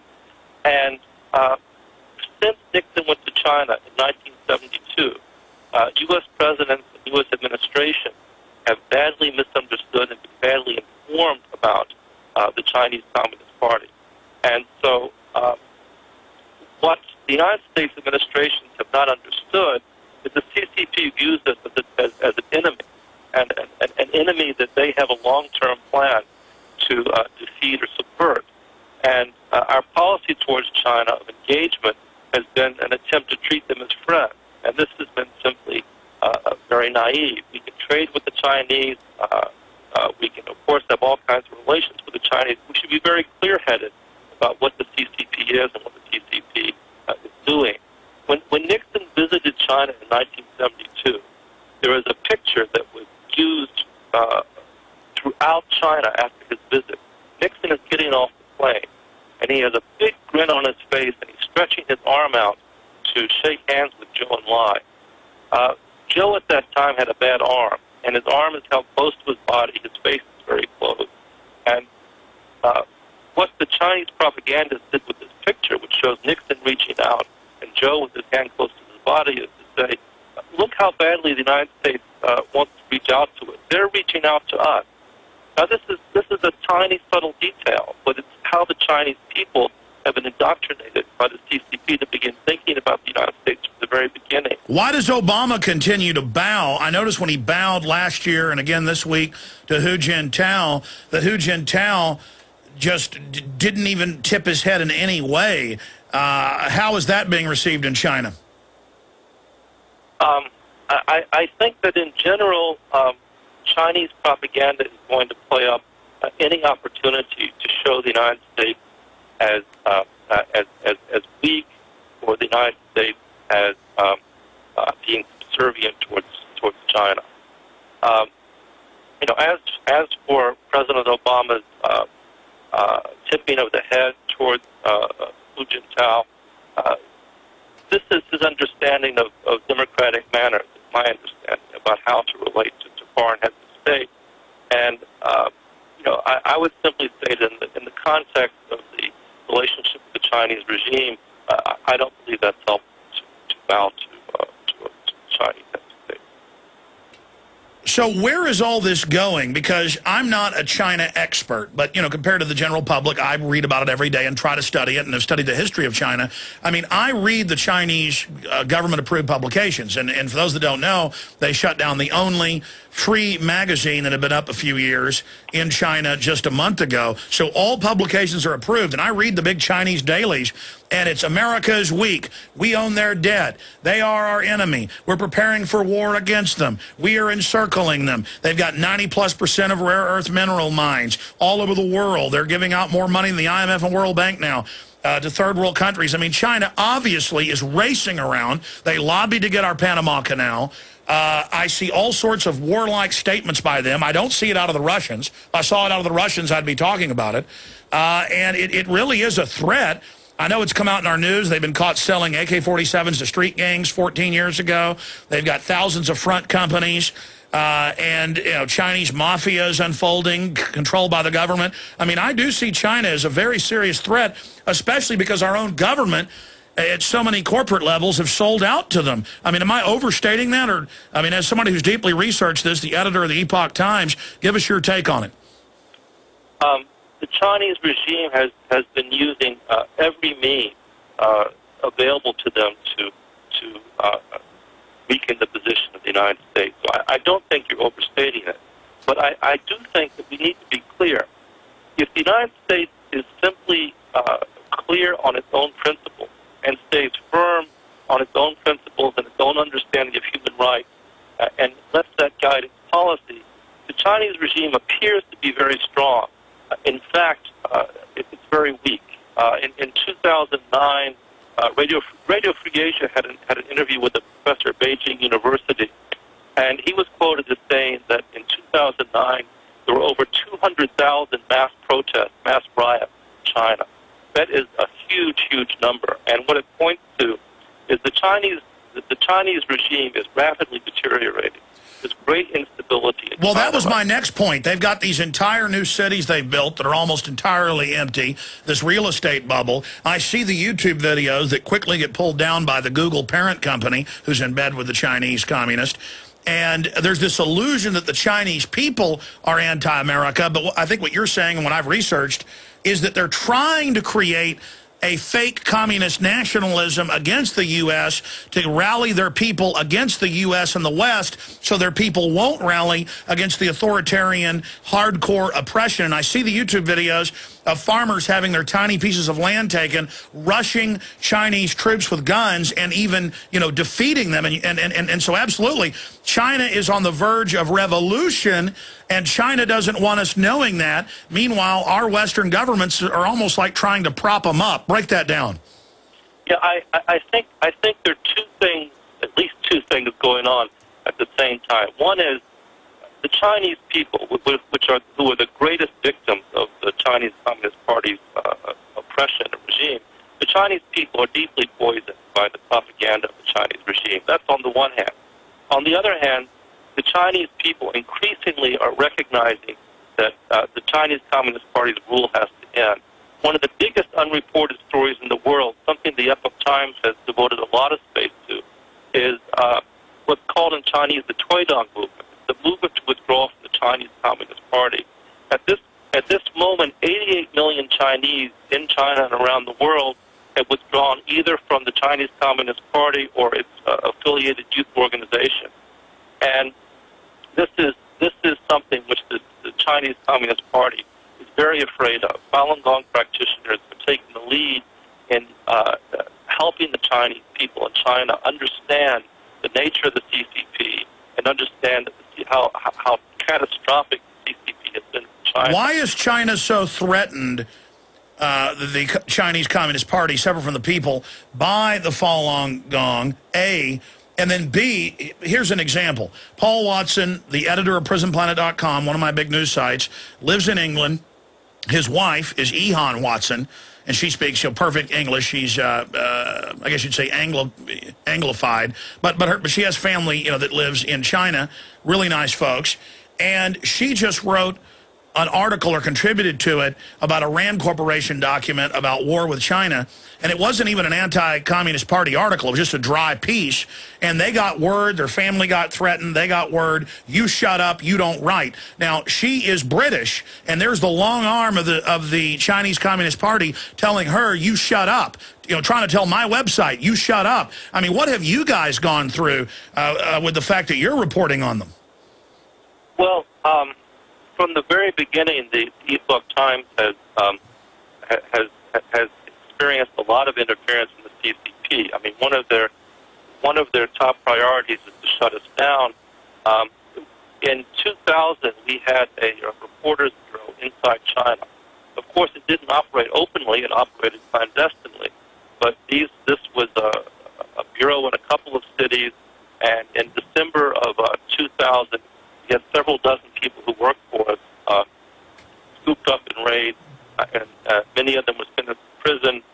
They suffered severe torture. We have columnists at the Epoch Times, columnists who write for the Epoch Times in the last 4 years. Unfortunately, sir, your phone started breaking up there. Try to speak right into your microphone and repeat about your reporters getting scooped up. Okay. Is this better, Alex? Yes, go ahead. Okay. In 2000, we had several dozen reporters inside China get scooped up in raids. Many of them were sentenced to prison. Many of them suffered severe torture. In major cities around the West, there have been our paper has been interfered with in many ways by the Chinese Communist Party. In Hong Kong, thugs that were employed by the CCP broke into our offices there and smashed our printing press there. So, you know, their opposition to us has been very strong because we give our Chinese language edition communicates directly over the web and in print to Chinese inside China and around the world, and it's delivering a message, of course, about the CCP. The CCP does not want the Chinese people to be here. Well, incredible that these type of things could go on. Where do you see China going? And I know it's hard to predict, but where do you see China in its relationship to the West going, in relationship to its own domestic operations going? And then I want to come back and get into some of the documented abuses that this government metes out to people. Sure. I see the Chinese regime at this time becoming very arrogant and more aggressive around the world. Laid claim to the entire South China Sea. It is having navigation disputes with the U.S. Navy in the Yellow Sea. And so from one point of view, I see this as a very dangerous time. If there's a miscalculation in Korea, there could be a war could break out around Korea. If the Chinese regime feels that they're strong enough, they might attempt to conquer Taiwan. And so I see the Chinese regime becoming more aggressive on the one hand. On the other hand, I see it becoming much weaker. All right, Mr. Gregory, stay there. Sorry to interrupt you. We got to go to break. I want to hold you for this short segment coming up and one more till 5 after if you can. Then, folks, I'm going to get into a bunch of economic news, police state news with the Super Bowl, and a lot more. Also, our V for Victory Against Tyranny campaign. Already seeing some huge success just 3 days into it. We'll be right back with our guest. If you think that the Communist Party thugs that have been feeding on the Chinese people and others like vampires are our friends, I got a bridge that I'm ready to sell you. I got some oceanfront property in Arizona, as George Strait would say. Going back to Stephen Gregory of EpochTimes.com, the editor of their English language version. Okay, you got interrupted by the break. You were getting into their extreme arrogance, evidenced by at the White House playing an anti-America song about, you know, the victory against U.S. troops. Continuing, please.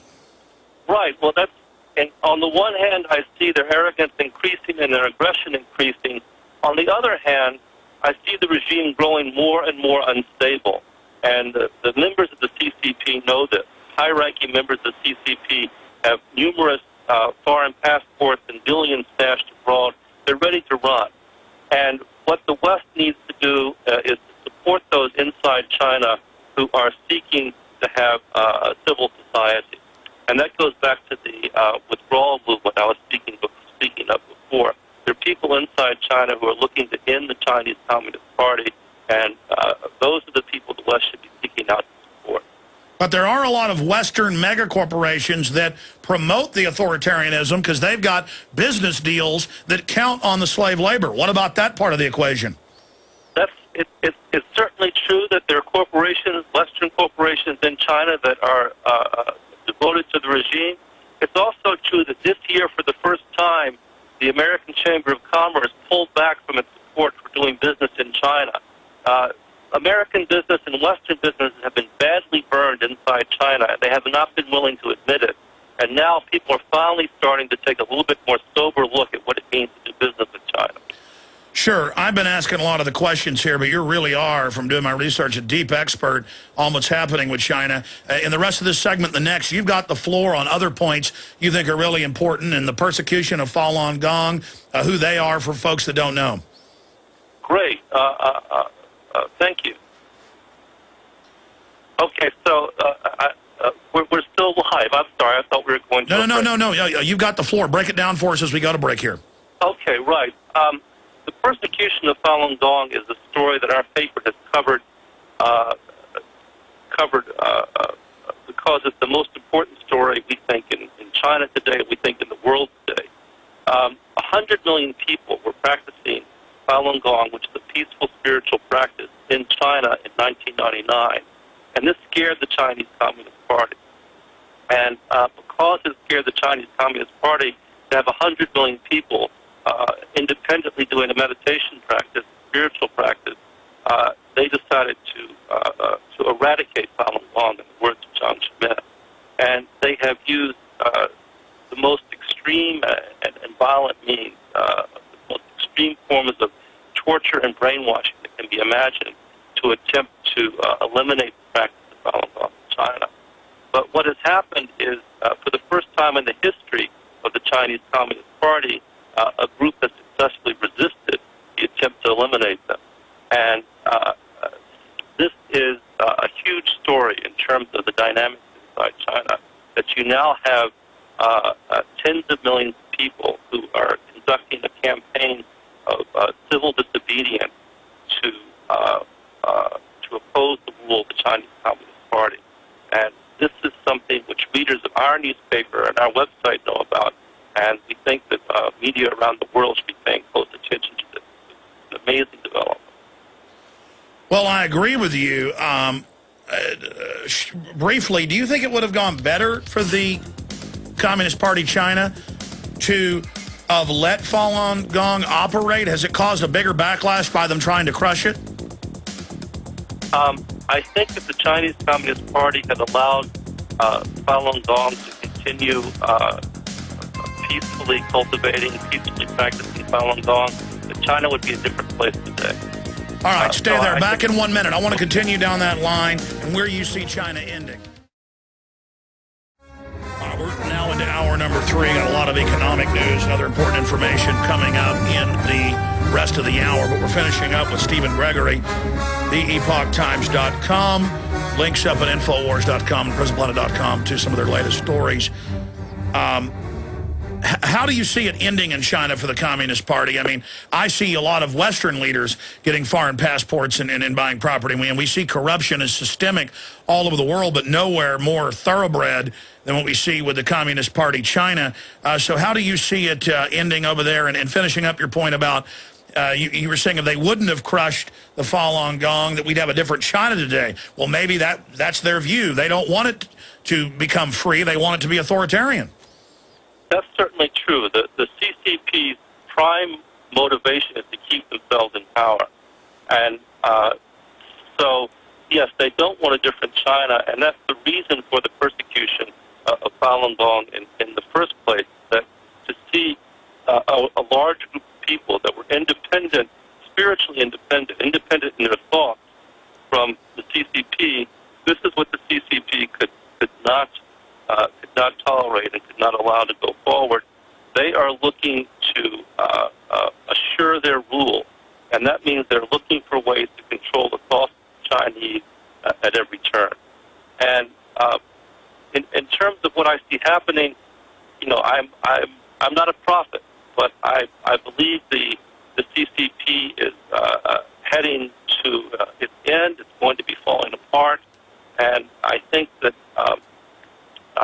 what the West needs to do is to take stock of what its own principles are, what its own values are, and to return to those and insist on conducting business on the basis of the West principles involving human rights. And if they do this, the United States will be true to itself, will recover its its honor and its dealings with China, and it'll have the greatest impact in China. I believe it impacts in a positive way. I want to go back in closing, boiling it down. Why would they do something as brazen and naked and arrogant as play a song known to be dealing with the celebration of defeating U.S. troops on the Korean Peninsula and calling them jackals? Why would they do something that incredibly arrogant? Why would they celebrate something? Even if the Communist Party China wants to defeat and basically, make the U.S. impotent, why would they run their flag up so arrogantly? I think that they are sending a signal to their own people that the tide has turned, that there has been, China has had a very difficult history in the modern world. It suffered occupation by foreign powers earlier in the 20th century, and it suffered many humiliations. And the Chinese people have felt that intensely, and the Chinese Communist Party has throughout its history played on that. And so, by playing this song and by allowing this song to be played in the White House, the Chinese Communist Party is sending a signal to the Chinese people that things have turned, things have changed, that the Chinese Communist regime is now getting the upper hand. Which they see as bolstering themselves domestically at a time when resistance to their tyranny is rising. Exactly. That the appeal to patriotism and the appeal to nationalism is one of the strongest cards that the Chinese Communist Party has had to play. And by not rebuking it and by not having the government speak out against it here, is that not aiding and abetting this? I think the United States government would do well to acknowledge what happened and to register a complaint. I think that speaking silent, staying silent, I think the wrong course. Yeah, the wrong message. Stephen Gregory, editor of theepochtimes.com. Folks need to go and subscribe there. In fact, stay there. I want to come back and briefly talk about how folks subscribe. There was one final point I wanted to hit with Stephen Gregory, the epochtimes.com online and physical newspaper, and that is how do folks subscribe and get hard copies? Because when I'm around the world or here in the U.S., I see it everywhere for years, many years, at least a decade, and pick it up and read it and go through it. Very pro-liberty. They report on the Bilderberg Group here domestically. A lot of things that other mainstream newspapers won't do. I wanted to do that, but before we plug how folks can get involved with you guys and read it online or get the hard copy, you have another article up at the Epoch Times. Photos show that Chairman Hu's welcomers were paid. Spend a minute or two on that, Mr. Gregory, and then let's tell folks how to subscribe to the Epoch Times. Sure. One of the things that people in the West don't understand about the CCP is how hard they work to try and control civil society inside the United States. Most Chinese community groups and the Chinese Student and Scholar Associations, which all Chinese students studying in the United States belong to, are heavily influenced or controlled by the Chinese Communist Party. These are called front groups. And so when Hu Jintao visited Washington, D.C., the embassy mobilized these front groups, in particular the students, and paid them to come welcome the welcome Hu. This welcome has at least two purposes, and one is to push aside those who come to protest Hu Jintao. The welcome groups know in advance that Hu is coming, and so they're able to apply for permits before those who might protest him, and they can get the best spot.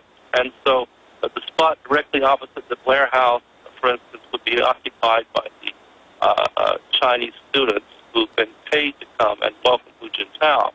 And, of course, the other purpose is to give American media and the American public and American leaders perception that the people of China are very strongly pro-Chinese Communist Party and very strongly pro-Hu Jintao.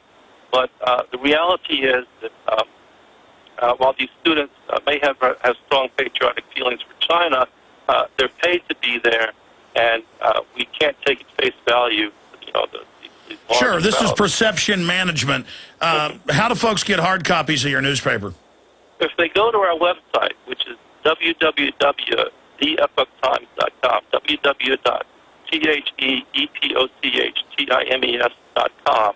In the top right-hand corner of the website is a tab that says Get Home Delivery, and if they click on that, then they can enter their zip code, and we will get back to them about establishing home delivery.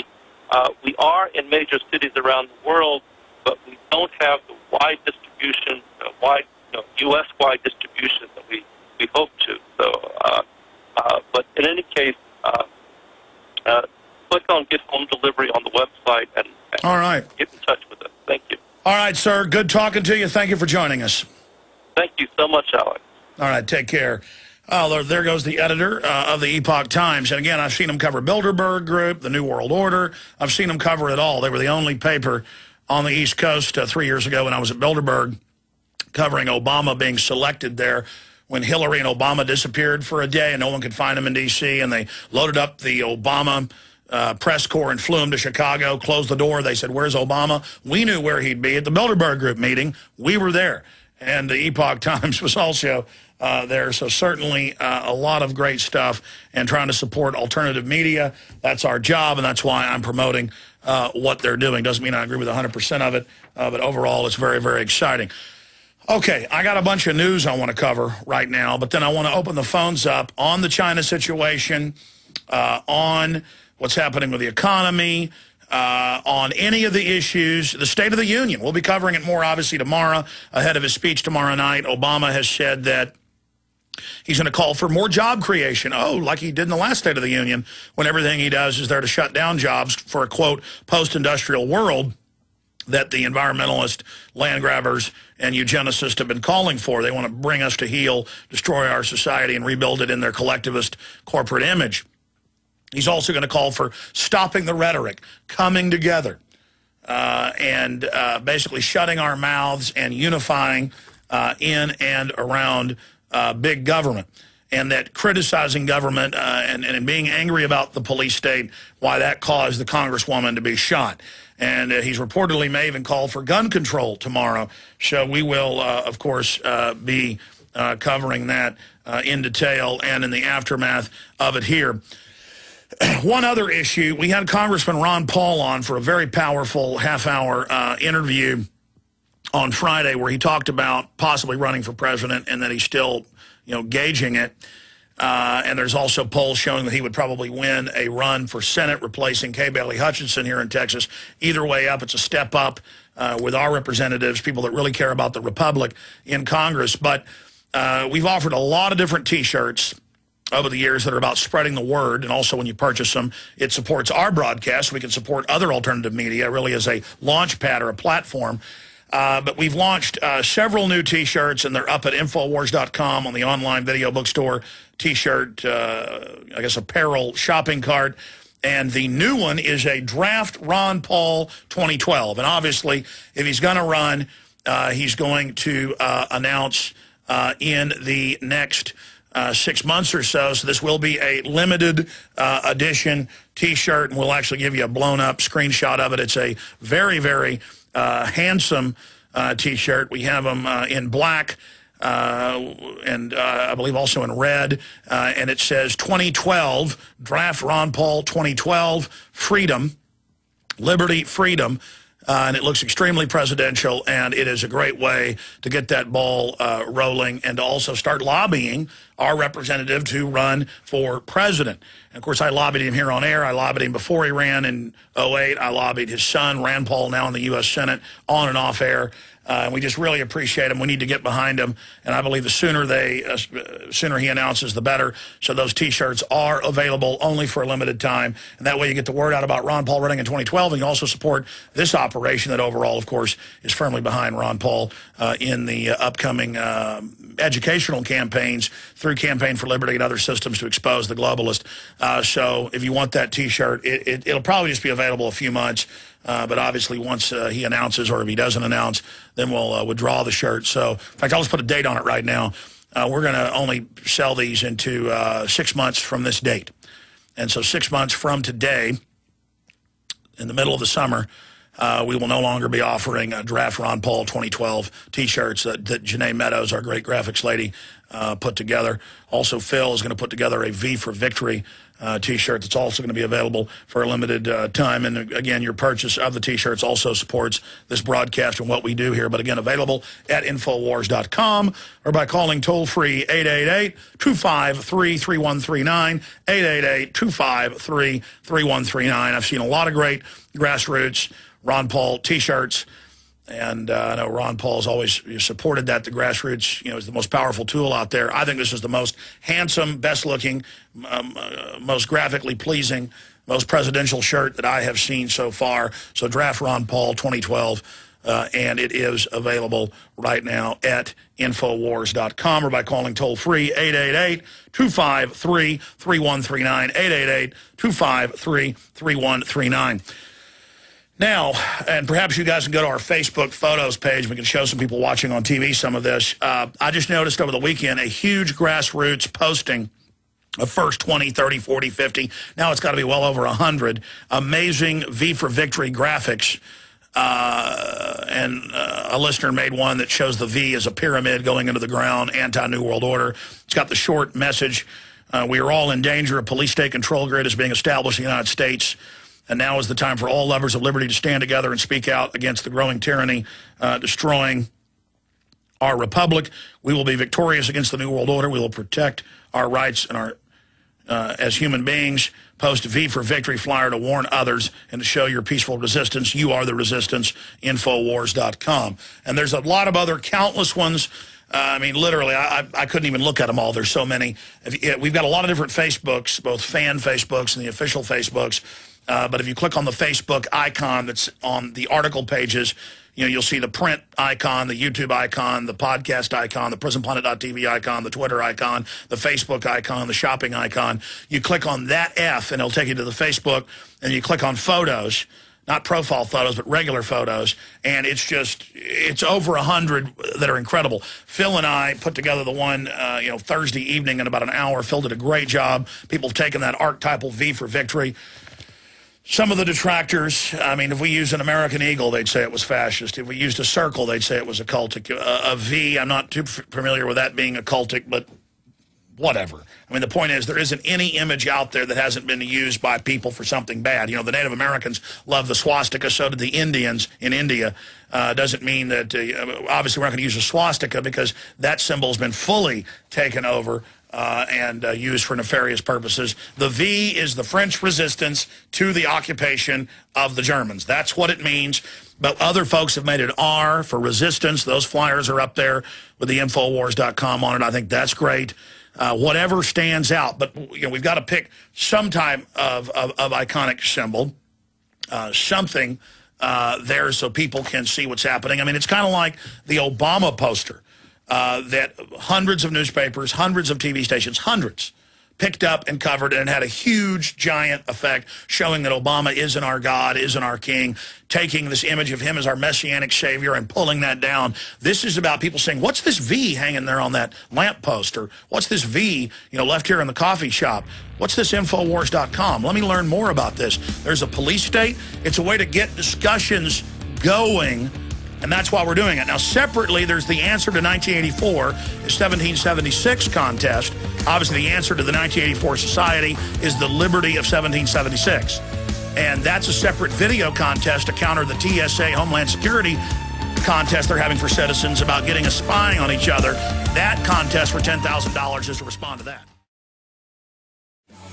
All right, coming up, Drudge Report's got it as one of his top links. Google seeks to weaken search engine ranking of the alternative media. That's what this really is. Then I'll go to your phone calls. The toll-free number to join us is 800-259-9231, 800-259-9231. And listen, I love the Obama poster that was so successful. Watson had the idea of the French resistance in V because it was so successful against the Nazis, saying we don't like being occupied, and to show that there was solidarity against the police state and to get people talking. If you want to come up with better ideas, and I'm sure you can, send them to Infowars.com. Send it to contest at Infowars. and we'll try to get it up on the site. The problem is so much is coming in. We posted a fan listener version of our V that just had Infowars.com in a short message, and it says, "You're not alone. You know, we're standing up. We're everywhere. We're the people. You know, we are Legion." I got like 30 emails, Aaron said, saying, "We are Legion. That's what the devil says." Whatever. You're going to, like, the devil said everything. You know, I mean, if the devil says pink elephants, I can't ever say pink elephants. The point is, we're the majority. We outnumber the globalists 1,000 to 1. So I didn't make that. A fan made it. There's hundreds of them on there. Anybody that's on my Facebook can go in there and post it. It's not my fault. We've got in this article by Eric Blair, we've got a symbol of Google with a tail and a pitchfork. We're saying Google is the devil. We're not saying we're with the devil. Again, it isn't about that.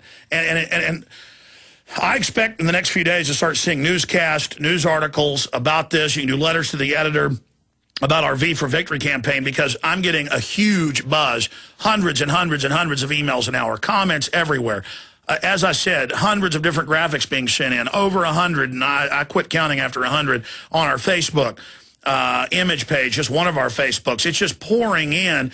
I've talked to multiple people in the office whose friends they didn't even know were listeners of this show, telling them, "Have you heard about this V for Victory campaign to say no to the globalist takeover, no to the police state, no to the banker bailouts, no, no, no, no, no." So it's really already having a big effect, reaching people individually all over the country.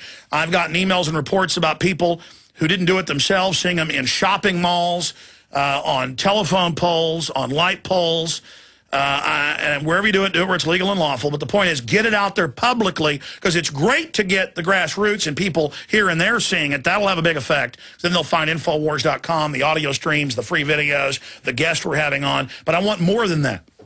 I'm not even looking for folks overall to go to Infowars. That's just ensuring somebody gets some good out of it, you know, to actually see the truth. I want to get the media reading the caption about the police state to have local debates about it. When you start getting a chain reaction of newspapers and TV covering it, that's where it can reach tens of millions. I mean, I talked to people in New York, in L.A., in Florida. I saw it all over Texas, a whole bunch of newspapers just where I live, England, Japan, the Netherlands, Germany, Australia, New Zealand. I mean, all over the place, these videos came in. And so we're separately having the answer to 1984 is 1776 contest. I announced that a week ago. We officially launched it Friday. And then it was just Thursday night we had the idea Paul did for this V for Victory. That's a separate operation, but you can mix that in with the videos of demonstrating, of protesting, or soap opera style like TSA's putting out in situational ethic type situations. Making videos of any way you want, using your creative spark to expose the police state, to expose the Stasi society, to expose the DHS and TSA now rolling out on the streets of America, not just putting us in radiation fryers and sticking their hands down our pants.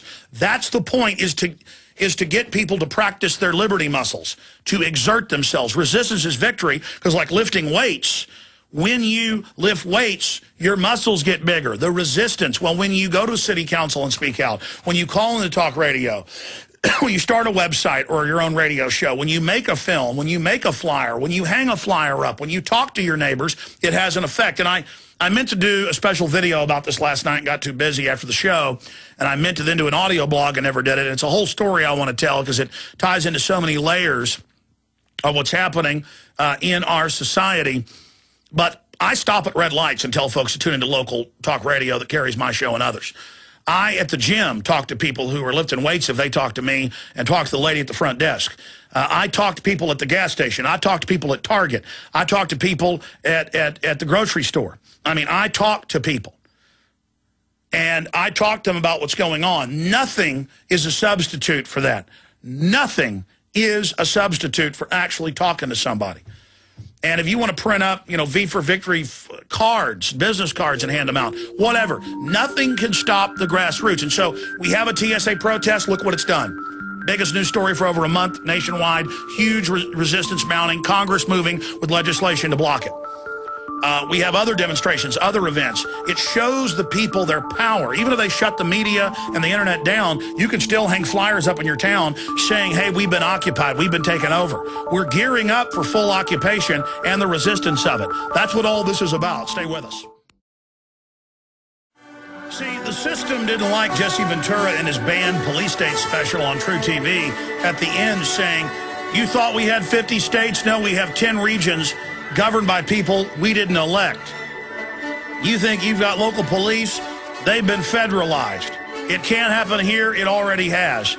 By learning about the FEMA regions, by learning about the President's Governor Council that they admit is for martial law, by pointing out this grid that's been set up, we can then expose it and discredit it. And that's what we're doing here today. Let's do this. Let's go to calls right now. Then I'll get into this economic news and this Google censorship news that I really can't even do justice to in just a short segment. But Michael in Ohio, you're on the air. Welcome. Hey, Alex. Thanks for all that you do. Wanted to get right to the point. You know, it's really a pleasure to call a radio station and not have to be asked 20 questions by a screener qualifying me to get on your show. So thank you for the freedom of speech. Well, listen, Michael, that's true, but that's why there's a big lie on the Internet that all our calls are fake and that we screen calls. See, it's the opposite, so they attack the fact that we do that because it upsets them so much. But go ahead. Yeah, I will attest to the opposite. You do not screen by any way, shape, or form.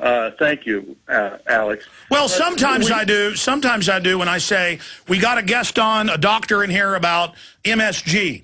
I only want calls about your bad reactions to MSG or if you like it. You know, so sometimes, but I'll announce we're having calls for the guest. But go ahead.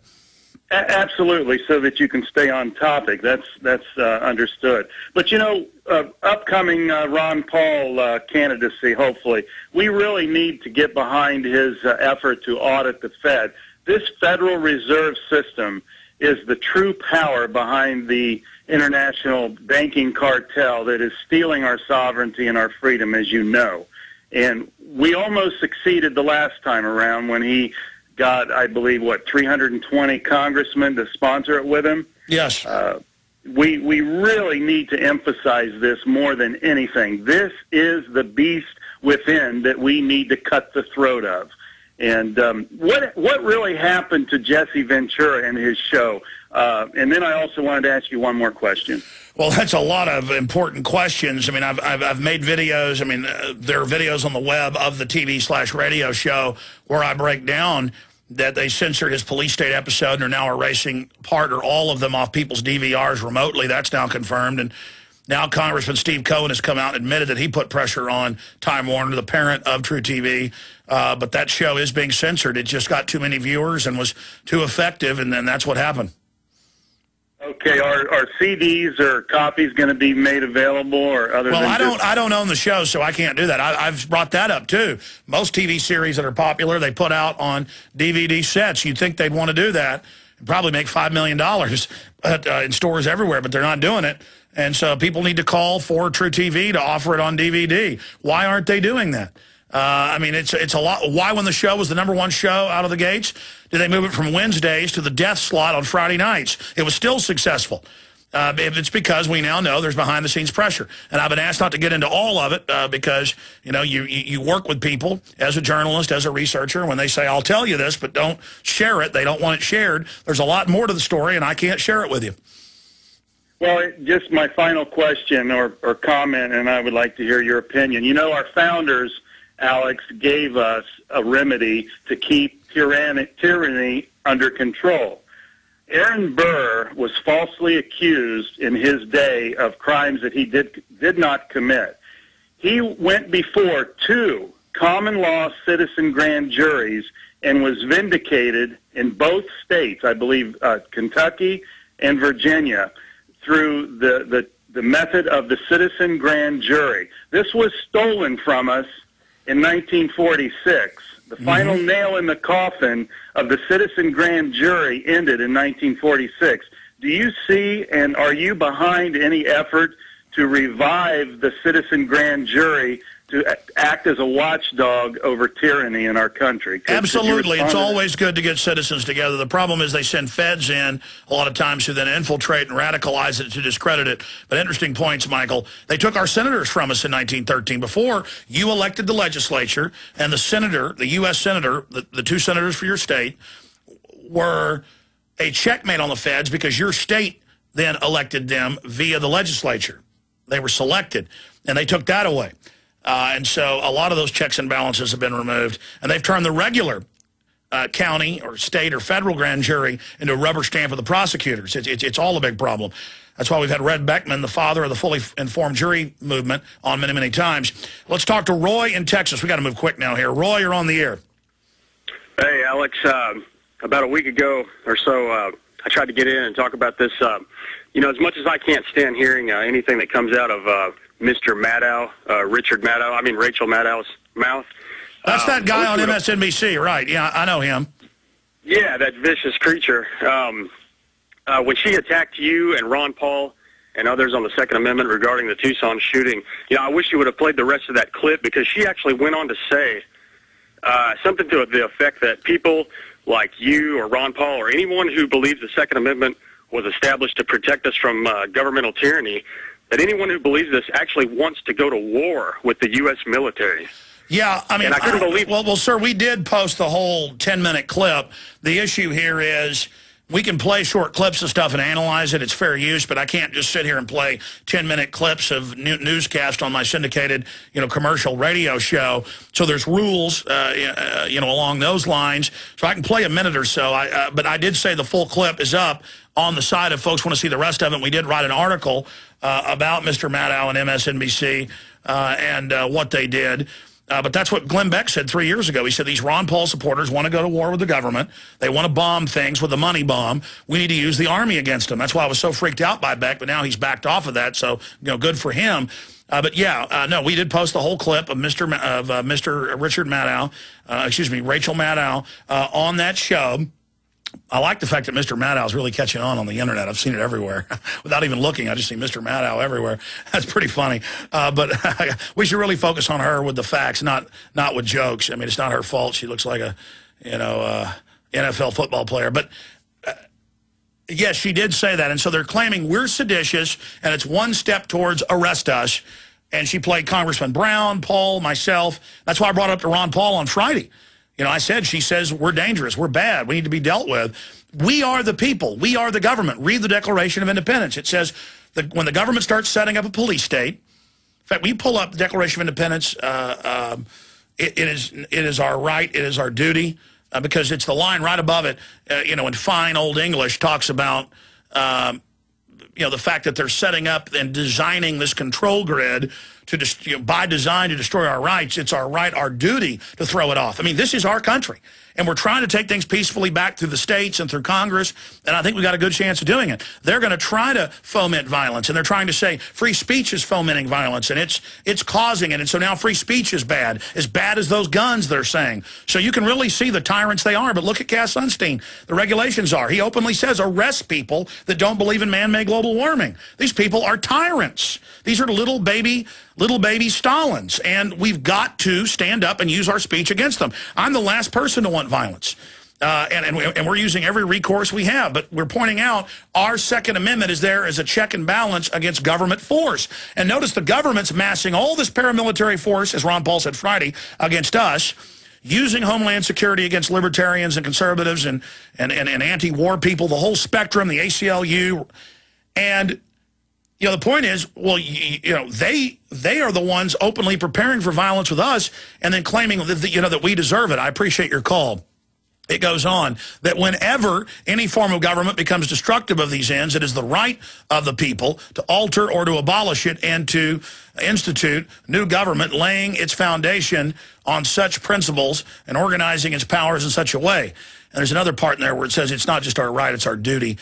Continuing, that to secure these rights, governments are instituted among men, deriving their just powers from the consent of the governed. See, it's we the people.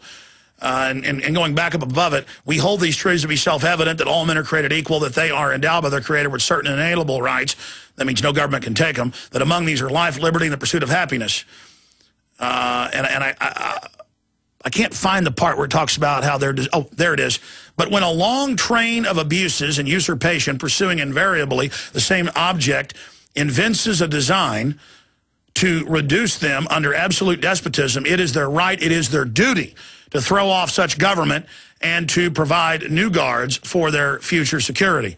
Such has been the patient suffering of these colonies, and such is now the necessity which constrains them to alter their former system of government.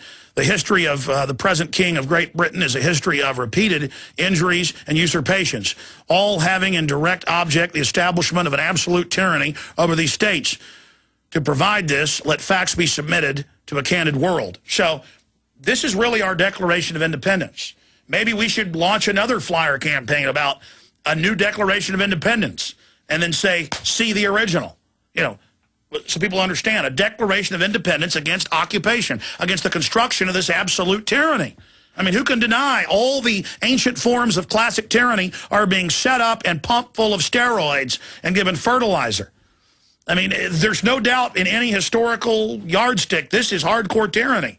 They're openly attacking our speech now, not just our arms. They're trying to bar our right of passage to travel. We're going into an internal checkpoint system. Let's go ahead now and talk to Peter in Washington. Peter, you're on the air. Hello, Alex. I liked much of what you had, but I do not like your V campaign, and I'd like to say a few words about it. I will try to go fast. And yes, thank you for for hearing me.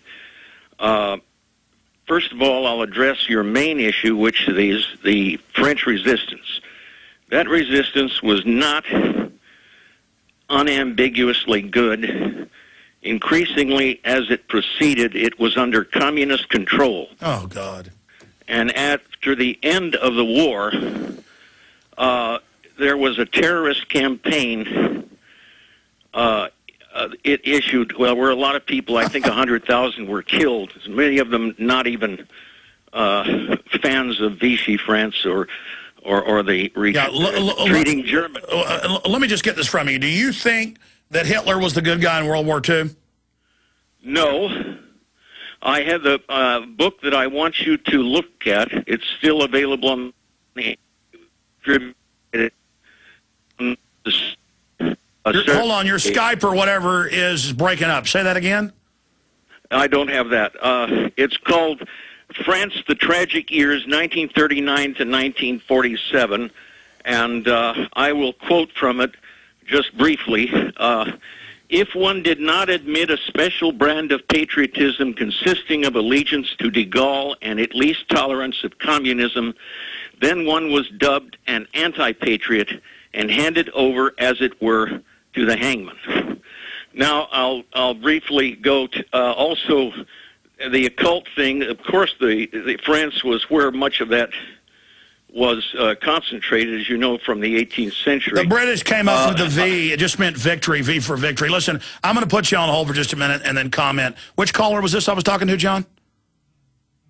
This is Peter in Washington.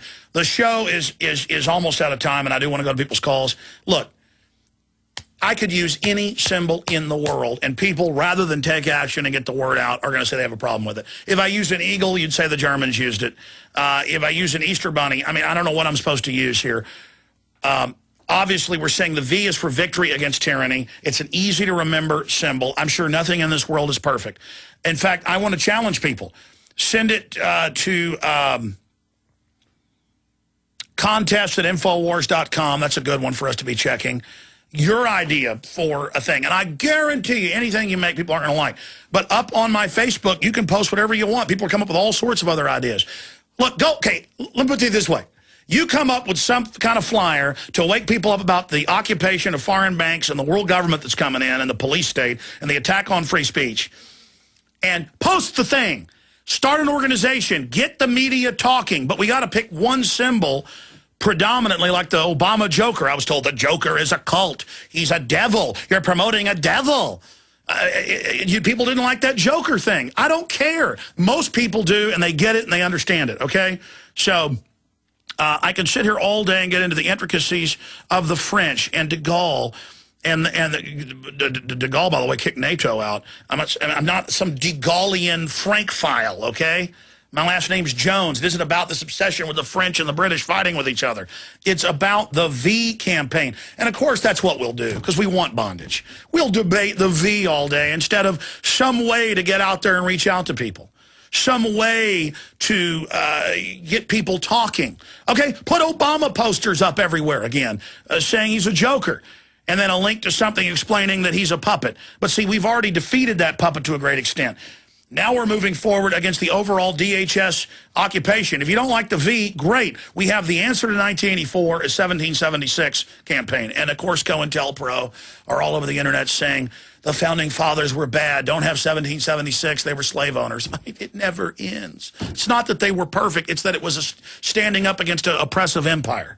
You're never going to find anything perfect in man. Then others spin it and say, oh, he put 1776 meaning French Illuminati. No, that's not what it is. The answer to the 1984 oppressive society coming in is the spirit of 1776. And you can take and twist whatever meaning you want out of that till the big fat cows come home. I'm going to continue to make films. I'm going to continue to reach. I've done films with pyramids, talking about the New World Order and the pyramid symbol and they go, look, Illuminati symbols. Of course, I'm pointing out who they are. This is an upside down pyramid. It's a V. Man, we are totally obsessed with infighting and nitpicking. Look, give me symbols better.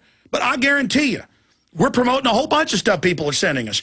In fact, we were sent one that's a V with the devil down there with the St. Michael stabbing it. I'm sure that's bad now because I get attacked for being a Christian. Whatever. Knock yourselves out. Now, you got about a minute left because I got to get into this Google thing, and I promised to go to John in London. We may have to go into overdrive. Oh, boy. I got a lot of work to do after the show. But and I got into abortion in the first hour. It was really important. And now I'm bad for being against that. That's secret Satanism, and I'm against it. Judge a tree by its fruits, okay? And you know you're good, so you get out there and do something. Peter, come up with a better symbol for us, okay? A symbol that hasn't been used by somebody in history that's got a problem, okay? What do you say to that, Peter? Victory is resistance. VR. That's what you said, and that takes away all of that other stuff. That's what you said, and that was brilliant, and that's what you should use, not this other stuff that's locked in with a cult. What do you mean? Okay, say it again. I should do V for resistance? Or use No, V is R. Not V for resistance, VR. Victory is resistance. That's what you said. That's brilliant. Okay, well, people make the posters. We'll use it. I didn't mean to get in an argument with that guy. It just frustrates me. But this whole V for victory, V for resistance, I mean, I've seen some posters made, V for resistance, or you are the resistance. That's the whole message of it. The poster we made is V for victory, you are the resistance. And I'm talking about victory against the globalists. It's just get people talking. Believe me, the general public doesn't see a V and think the devil. I don't really know where that comes from, but I thought it's the number 5 in Roman numerals. But I guess everything's been used somewhere by occultists. I mean, if they use the color green, can I not wear that? I've worn green shirts before and said, "Are you a Muslim? You're wearing green." It's my favorite color's green. I mean, it's like an insane, I'm not saying the color's insane, but it goes to the insane sometimes of like grand inquisitors and witch hunts or something. I'm here fighting the New World Order. I'm speaking out against abortion. I've always found somebody who's really fighting abortion is on the side of good, and I mean really fighting it. But it isn't about me. What are you going to do about the New World Order? Instead of making it about Alex Jones, what are you going to do? What are we going to do? Just sit here and argue with each other, and he's an agent, they're an agent, everybody's an agent? No, there's a lot of good people here. You know you're good. Take action. Man. John in London. You're on the air, John. Go ahead. So good to speak to you. Good to talk to you. What's on your mind? Yeah, I just wanted to say, first of all, that I absolutely agree with you with what you have to say about abortion. I personally started making a stand, knowing that abortion is an evil, is a known evil, rather than, the things that we sort of discover. And it's only after that I started actually waking up to a lot of other things, like seeing your wonderful DVDs, like the Obama Deception. I had to watch that repeatedly. And really, that opened my mind to a lot of things. But another thing that I wanted to mention is in today's Daily Mail, there's an article written by a man called Peter Sissons, who was a BBC reporter for about 20 years. And in this article, he mentions that the BBC did a trial run for announcing Diana's death prior to her death. Well, she made a video saying Prince Charles said he was going to kill her in a fake auto accident. Yeah, that's amazing how these things come out, and you know, and they're putting it all out in the newspapers for us to read, just like that. And yeah, we've got an evil government going on here. Awesome to hear from you, John. We'll come right back in 1 minute. I want to jam in a few final calls in this segment because so much key stuff's coming up in the retransmission. But if you go to my Facebook account that's linked on Infowars.com, you can see all the other flyers people are making. If you don't like the V and that letter really scares you, then you can, there's resistance. Join the resistance with a big R. Oh, but it says we are Legion, the fan man, and they'll think that's the devil. Actually, you can't use that. Can't use anything. But I didn't make it, so I'm not ooga-boogieing you. Maybe we can use the one with St. Michael killing or stabbing the devil with V for resistance. Now they'll say that's satanic, too. I guess it's got a devil on it. So don't use any of it. Just don't do the contest. It's all over. Don't even do the answer 1984, 1776. Don't stand up against Homeland Security brainwashing people with their own contest to get videos produced by the citizens about spying on each other. Just everything's the devil, so just give up, and that's the end of it. Of course, I'm being sarcastic. Let's talk to Sovereign Space in California. You're on the air, Sovereign Space. I think that's happening is about jobs and money, and that's all it's ever been. So if you want to save the dollar, then you're into government. There's no good, bad government. That's what it stands for. Okay, ma'am, I appreciate your call. You call every day under a different name, and it's not that we're ignoring you, but we get about 100 calls a day from you here at the office, and I just can't handle it. Thank you, though. Let's talk to Tony in Seattle. Tony, you're on the air. Go ahead. Alex, thanks for all you're doing. You're leaving a positive legacy. Well, I have kind of an announcement, I guess. I'm a soldier, incident commander for hazmat and mass casualty in Washington State, EMT 15 years. About 4 months ago, I watched one of these DVDs on Police State, and I had a great realization that 3 years ago, I was in one of those trainings. And it was hard to assimilate that. But in Washington State, what they were doing was a mission evergreen. And all the civilians were doing their jobs, the EMTs, the airport fire, all that kind of thing. We were doing something different. And we were to escort the top politicians from small industrial airports to shelters that we didn't know of. That wasn't the scary part. The scary part was I'm the hand-to-hand instructor. And when they're asking us to do role-playing on taking citizens off the street who are saying, I'm your uncle, I go to your church, I go to your wife's school, what are you doing to me? And we said, hell no, what this is, what is this about? And the other thing was we had several forces that were there. We didn't even know what the hell country they were from. Yeah, let me stop you. I've been to many urban warfare drills where they're practicing putting citizens in camps and where the troops train with foreign troops with role players saying, I'm your father, I'm your uncle, we have rights, don't take my guns. And you're saying you were in one of those training drills. And what I'm saying today is if you're an officer, if you're a fireman, if you're a security guard, be wary. There's going to be a point in time when you're going to have a pivotal moment when you're standing there in your uniform and you're going to have a deep realization. Please listen to me, people. Tell anyone you know that are in these categories of jobs. They're going to have a stark realization that they are part of the big deal. They're going to have a choice to make. Either lay down and go home or fight back or whatever they do. But don't give in to it. But you're saying you weren't aware of what was going on at the time. It was later when you saw the big picture that you understood. But, I mean, were others questioning, why are we training? No, I questioned it then. Oh, good. And what happened was there was 6 of us that were very specialized. I was a bodyguard for top-ranking military. That was my job. There's only 1,600 of us in all the services. My military card says indefinite. I cannot separate. Okay, I'm one of those. And when we came back, and I have a great relationship with the 06 colonel, I worked with him every day, and I said, sir, what the hell's going on? And I also said, we brought guys all the way from the eastern side of our state to do this exercise, And when any of them were questioning what was happening, they were put in their barracks and said, well, we don't need you anymore, this drill. And they sat there for 3 and 4 days on their phone. You know what they were doing? They were finding out who will go along with the martial law and who won't. You know what? This is so powerful. This information is so important. We're going to come back and continue Overdrive briefly with you and finish up with you, because I was going to get your number and have you back on, but I've been there. I've seen the training. I want to give you the floor for about 5 minutes. When we come back, then we'll join the retransmission as it was going. Stay with us. We'll be right back. We're live, ladies and gentlemen. It's 2:08 Central Standard Time and 35 seconds, the 24th day of January 2011. And if you weren't tuned in earlier, I've gone into overdrive because Tony in Seattle was in the military as a bodyguard. They were doing drills, and we actually haven't. They're not secret, but they're never really been aired on television. Government training videos back in the 40s, 50s, 60s, 70s. We've even used a few clips of them in our films, well, in an upcoming film, where they were training under nuclear attack to move the mayor, the county commissioners, others, local Congress people who are in town, who aren't in Washington, into secret bunkers.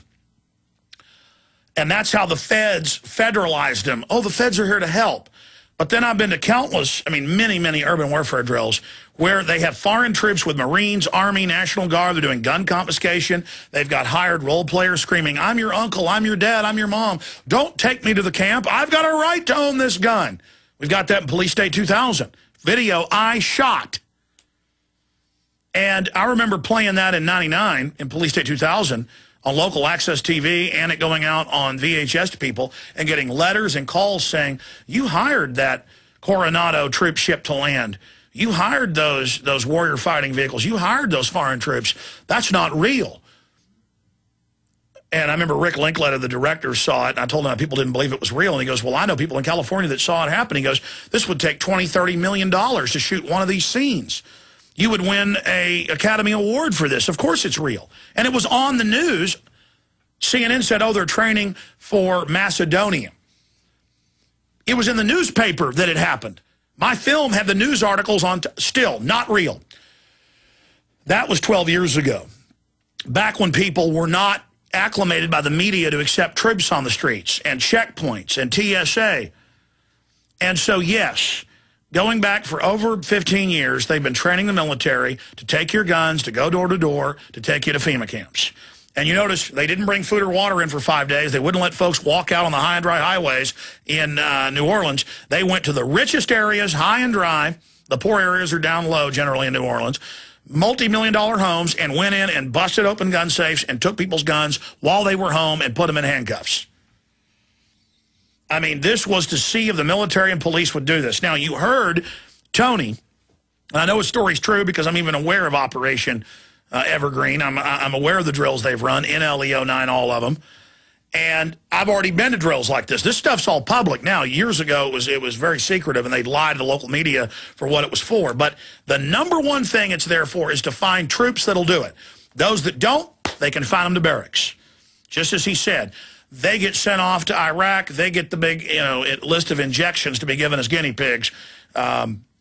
They get DU duty to take care of, to clean the DU weapons, the firearms and cannons and guns that have been used, the howitzers that have been firing DU. Literally. You get sent overseas to die and to get an early death from cancer. Those that say yes get promoted up the chain, then get brought into InfraGard over local civilian spy forces. Just in the last 2 months, my father, who's a dentist, was approached by Homeland Security, not even knowing that he was my dad. One of his patients approached him and said, we want you to spy on people. He said, he didn't say anything. He said, think I ought to get involved? I said, no, don't do that. Don't get involved to find out what's going on. We already know. Don't get involved. Then he was telling Dr. King about it in the break room, and Dr. King went, yeah, they came to my house, separate people, a week ago. So just in my life, they're getting all the professionals to spy. You see the TSA ads going out, the TV news pieces, spy on your neighbors, nothing's safe, you can only trust Homeland Security. It's about more mistrust in each other and then only trusting our loving government who's busy robbing us blind. We know this is a classical takeover program happening, and now it's coming to a head. So, Tony, I want you to start over from the beginning. You've got the floor here for a few minutes. where the drill was, what was happening, all the details you just covered, and then more. Break down your concern, how they can find folks that knew it was wrong. Break it down for us. Okay. Well, first, the thing that we have to understand is there's a National Guard, okay, and many states have what's called a State Guard. And Washington State, through Gary Locke, some, 10 years ago or whenever, reinstigated the State Guard. The guys used to be old retirees just watching the museum. So they outfitted us. I was one of the people that are supposed to bring it up to strength, do the hand-to-hand, all the rifle, all the stuff that we have to do to get guys. When we're hiring civilians, because this is a volunteer, you're still liable for UCMJ military law. You still get rank. And if you were prior service or currently serving, you can gain rank within. So they're now federalizing the state guards, which we've confirmed. They have state guards from Alabama to Texas at local high school football games searching 3-year-olds with their Hello Kitty purses. We actually have photos of that in my police state film that we made in 2005, 911, Rise of the Police State. So, yes, I can confirm that as well. So they have regular Army, like my cousin, who they bring in to train the National Guard and the State Guard for martial law. Right. But please continue. And, one of the things about them that we have to understand is some of the guys you're looking at in uniform are an accountant, never did basic, or a gas station worker or something, and I don't have anything against that. I like people, serving for the good. But we're getting right back into that thing of, do you want some guy who's always wanted to pull a trigger or beat someone over the head who doesn't really have any military training or... He's not fighting real enemies. He's been trained to fight his new enemy, the American people. Let's get back to this drill, shepherding the politicians out, and that's very important. So what they were doing was all the civilian workers, whether it be EMT, a doctor, hospital facility, or whatever, were doing moulage scenarios like there's a plane down, there's a fire over here, there's an outbreak of something there. Meanwhile, us and our little group were going back and forth, hand-carrying special people of status to bunkers that we didn't even know about. And when we had gotten back, I asked the colonel about that, and he kind of had a slight eye toward me, like, why are you really, asking? But being one of the senior NCOs and in charge of half the platoon, I need to know what's going on. And then when we went back out the next day, the second day, they started doing these moulage scenarios of taking over school kids, colleges, people out of their truck driving down the street, searching and doing all this. But I wasn't training those people. And what I noticed was the civilians, the role players, they're not real civilians, were saying things like, "Why, I know you from church. Why are you doing this?" Or, "I'm a good guy. I don't have anything here. Why are you, arresting me? I work with your wife. Why are you doing? I'm an American." They're gearing these people up to just dissolve that bond, commonality, knowing that that's wrong. And that's what the 9,000 locations with telescreens saying "don't trust your neighbor" are. They're really gearing up. They actually could drop the hammer now. We're entering. Years ago, I said, look, it could take decades. Now we're here. No. Absolutely. So they're training them to take people out of cars, load them on Army trucks. Yep. And the other thing is their structure is this: locate them, obtain them, bring them to the quarantine area, and then they go to the docks where the trains are. Mm-hmm. Okay, I know, and on top of this came out in Model States Health Emergency Powers Act. They'll use any excuse to drill, trying to get local police and firemen to round up people for forced inoculation. The problem was they wanted to shoot them up with smallpox in 2002, so they said no, so they couldn't even do it. Now they've told them, okay, you don't have to take it, but you're going to make everybody else take it. And now they have the clergy response teams. We got the internal documents 3 years before it was mainstream news. People couldn't believe it, training the clergy to tell their flocks to go to the FEMA camps, to turn over their firearms. It's of the Lord, Romans 13. We've only got about 2 minutes left in this segment. Finish up with the military that said no, what happened to them? And we're talking about very gifted soldiers here. The backbone of this unit, probably 8 of us, 4 from the other side of the state and 4 of us from here. You're training the local civilian goon squad.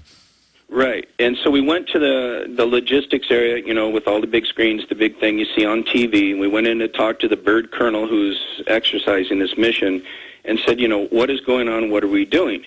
And we were literally told to stand by and go to the barracks, and they'll have a mission for us shortly, which they never had anything after that. We went to the colonel after that, who I work personally for, and watch him, bodyguard him. I understand. What happened? Tell us. They took my ID away and said, you're not in the Washington State Guard anymore. Thank you for your service. Yep. And again, they're looking, it's a drill, just like with TSA. They go, is the radiation dangerous? Is this violating rights? Boom, you're out. They're finding the dumbest. That's why they won't hire cops under over 100 IQ now. And we got a minute left. Any other tidbits? Got to tell you this real important. Okay, now let me tell you this. They retired me early, okay? And so then I went into the voc rehab program where you get trained for a new position, okay? And one of my colleagues that I went through the 3 years of the school with that was an airman who was physically at NORAD who was told to stand down. And I try to get that to your producers, but here's a great kid, and I've known him for 4 years, and he's a hell of a good airman, 4-point student. Yeah, what happened? And what they do is the guys that they told to stand down during 9/11 were obviously, you know, amiss. They're like, hell no, you know, forget it. You know, why aren't we doing anything? And you got top brass in there from all forces. So, you know, they're having to stay, you know, in line. And as soon as that event was over, within days, they basically gave anybody that gave a little inkling of decisiveness about that, and they exited these airmen and soldiers out on mental anxieties to be retrained. Oh, yeah, they always did. That happened in World War II. If you complained about faulty parts in your plane, you were given a Section 8 mental illness situation. We're going to get your name and number. I'd like to talk to you again. You ought to write an article for us under a pen name, and we'd publish it at Infowars.com. Visit Infowars.com and PrisonPlanet.com. When you're on the site, you can also tune in 24 hours a day to my daily radio broadcast. There's also a free iPhone app to listen to the syndicated radio show when and where you want.